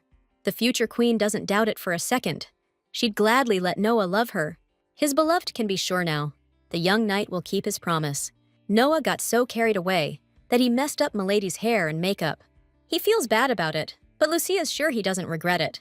And he really doesn't regret it, because it was worth it to feel this girl's tenderness. Just then, Lady Goulet's voice rang out. She'd lost her bride-to-be. Noah immediately hid the young lady. It seemed like the lady wouldn't notice them under the stairs, if it wasn't for that damn nosy dog. Lucy thinks it might be wise if they weren't so obvious about it next time. Her heart's about to beat out of her chest, so she doesn't understand how Noah can be so calm. Suddenly, the kid apologized, saying he was just stoked and forgot where they were for a sec. Got a little carried away. Looks like all the crap in the world doesn't matter when they're together, as long as Lucy loves him. He's her knight in shining armor, and they're meeting up by the lake tonight. But for now, she told him to scram before anyone spotted them. After that, Lady Galette finally found her bride-to-be, so everything worked out. Lucia didn't want to leave her side, but she said she just needed some fresh air. Still, the lady's worried because Lucia's face is super flushed. She's never seen her that red before. Right then, Lucy's totally convinced Noah's definitely eavesdropping. The coronation's coming up quick, and of course the princess needs a killer dress. Lady Galette was thrown when Lucia said last time she wanted a butterfly-style dress. She hates bugs. Lady Aurelius liked the new dress, though it seemed familiar to her. Suddenly, these thoughts made her head spin, and she collapsed unconscious on the floor. That evening, the heavy rain started again, and the crown prince still couldn't figure things out. He and Lucia had been engaged all this time, but he'd only just met her recently. He's got this weird feeling, like she's been around forever, but Arthur feels like he's been searching for her his whole life. Lady Aurelius, there's something more to her, something way too familiar. Like the crown prince has met her before, but at the same time, knew her his entire life. The rain's getting worse, the skies lit up with lightning, and a carriage pulled up to the Aurelius estate that rainy night. Water, where a young, defenseless girl is drowning, bottomless and so vast. It feels like the current is carrying her away into oblivion, slowly and smoothly, almost gently. But the quiet life got turned upside down when this ancient dragon showed up, a real force of nature. After pulling the girl from the water, the young dude was stoked she was still breathing. Years flew by, and before you knew it, the girl was 18. Time really does fly. On her 18th birthday, she was freaking out, worried she wouldn't measure up and would embarrass her dad. But a father's love is forever, so Lucy will always have a place wherever he is. That was one seriously weird dream. Lucy woke up totally confused. She glanced out the window and saw Noah in the middle of this raging thunderstorm. She was super curious what he was doing outside so late, especially in weather like that. Without saying a word, Noah just pulled her in for a tight hug, making sure she was okay. He started firing off questions, wanting to know how she was doing and what had happened. Lucy only remembers feeling sick in the dressing room, but it actually started that morning. Noah's really worried. She's been falling asleep a lot lately, and this time she actually passed out. Ever since she got here, she's had a constant headache, but it's been getting worse recently. Noah says the healer strongly advised her to stay in bed. That sounds so boring. Besides, they were supposed to go on a date, and Lucy missed it. So, Noah decided to keep her company, and asked if there was anything she wanted to do. If this counts as a date, and Lucy can ask for anything, she asked him to read to her until she falls asleep. She loves Noah's voice, it's so soothing, and also, as of today, they're officially a couple. So, he better remember that when they celebrate their anniversary. He'll never forget this day. Honestly, he won't be able to stop thinking about it for a long time. Suddenly, there was a knock at the door, and the maid announced that His Majesty had come to visit. Hearing this, Lucia asked for a dress to be prepared for her, promising to come out soon. It was too dark in the hallway, but it wasn't that hard to make out the crown prince's face. He'd heard what happened to Lady Aurelius today. Luckily, she's doing all right now. Since Arthur had come at such a late hour, he apologized and said he didn't want to bother her. The girl just wasn't expecting him to come. He said he'd send a carriage for her in the morning. Actually, His Majesty came to bring her a contract, and it bears the royal seal. Anyone who lays a hand on Lucia or her people will be considered a traitor to the state. If Arthur couldn't convince her otherwise, he hopes this will put her mind at ease. The council recently set a table for honored guests. Arthur usually attends it alone or with his father. Thing is, this time he wants Lady Aurelius to go with him, but if he knew she wasn't feeling well, he wouldn't have come. Surprisingly, Milady agreed to go. It's their deal, and she'll hold up her end. According to the prince, the council doesn't expect her to show, and he figures they won't be too happy about it. Most of them are pro-empire, and things have been tense lately. Lucy read about it. The Draken Empire was only formed 20 years ago. The current emperor overthrew the king of the north and seized neighboring kingdoms, creating the empire. The council doesn't approve of breaking off the engagement with the princess, since they're sure the emperor's nephew will take the throne. But rumor has it the former king of the north survived and is planning a rebellion. But more than that, His Majesty is sure the young prince survived too, and that he'll reclaim his throne, fair and square, no matter what it takes. Lady Lucia's tied up tonight. She's with her fiancé, but our guest can't wait any longer. The lady can't receive visitors today, but that's not stopping someone who really wants to see her. An amazing scene unfolds in the hall beneath the clock. Lady Lucia has finally met the prince. Something inside her seemed to jolt, she spotted a familiar figure in the crowd. Everything around her instantly ceased to exist, to matter. Lucia can't see anyone else. It's all clear now. The cycle of life has put everything in its place. This isn't how Sina wrote it at all. This story is different from her world. After all this time, Lucy finally met her. She's missed her so damn much. The voice calling Sina's name is coming from behind. The girls finally found her. Because Sina was looking for her sister everywhere, all this had happened before.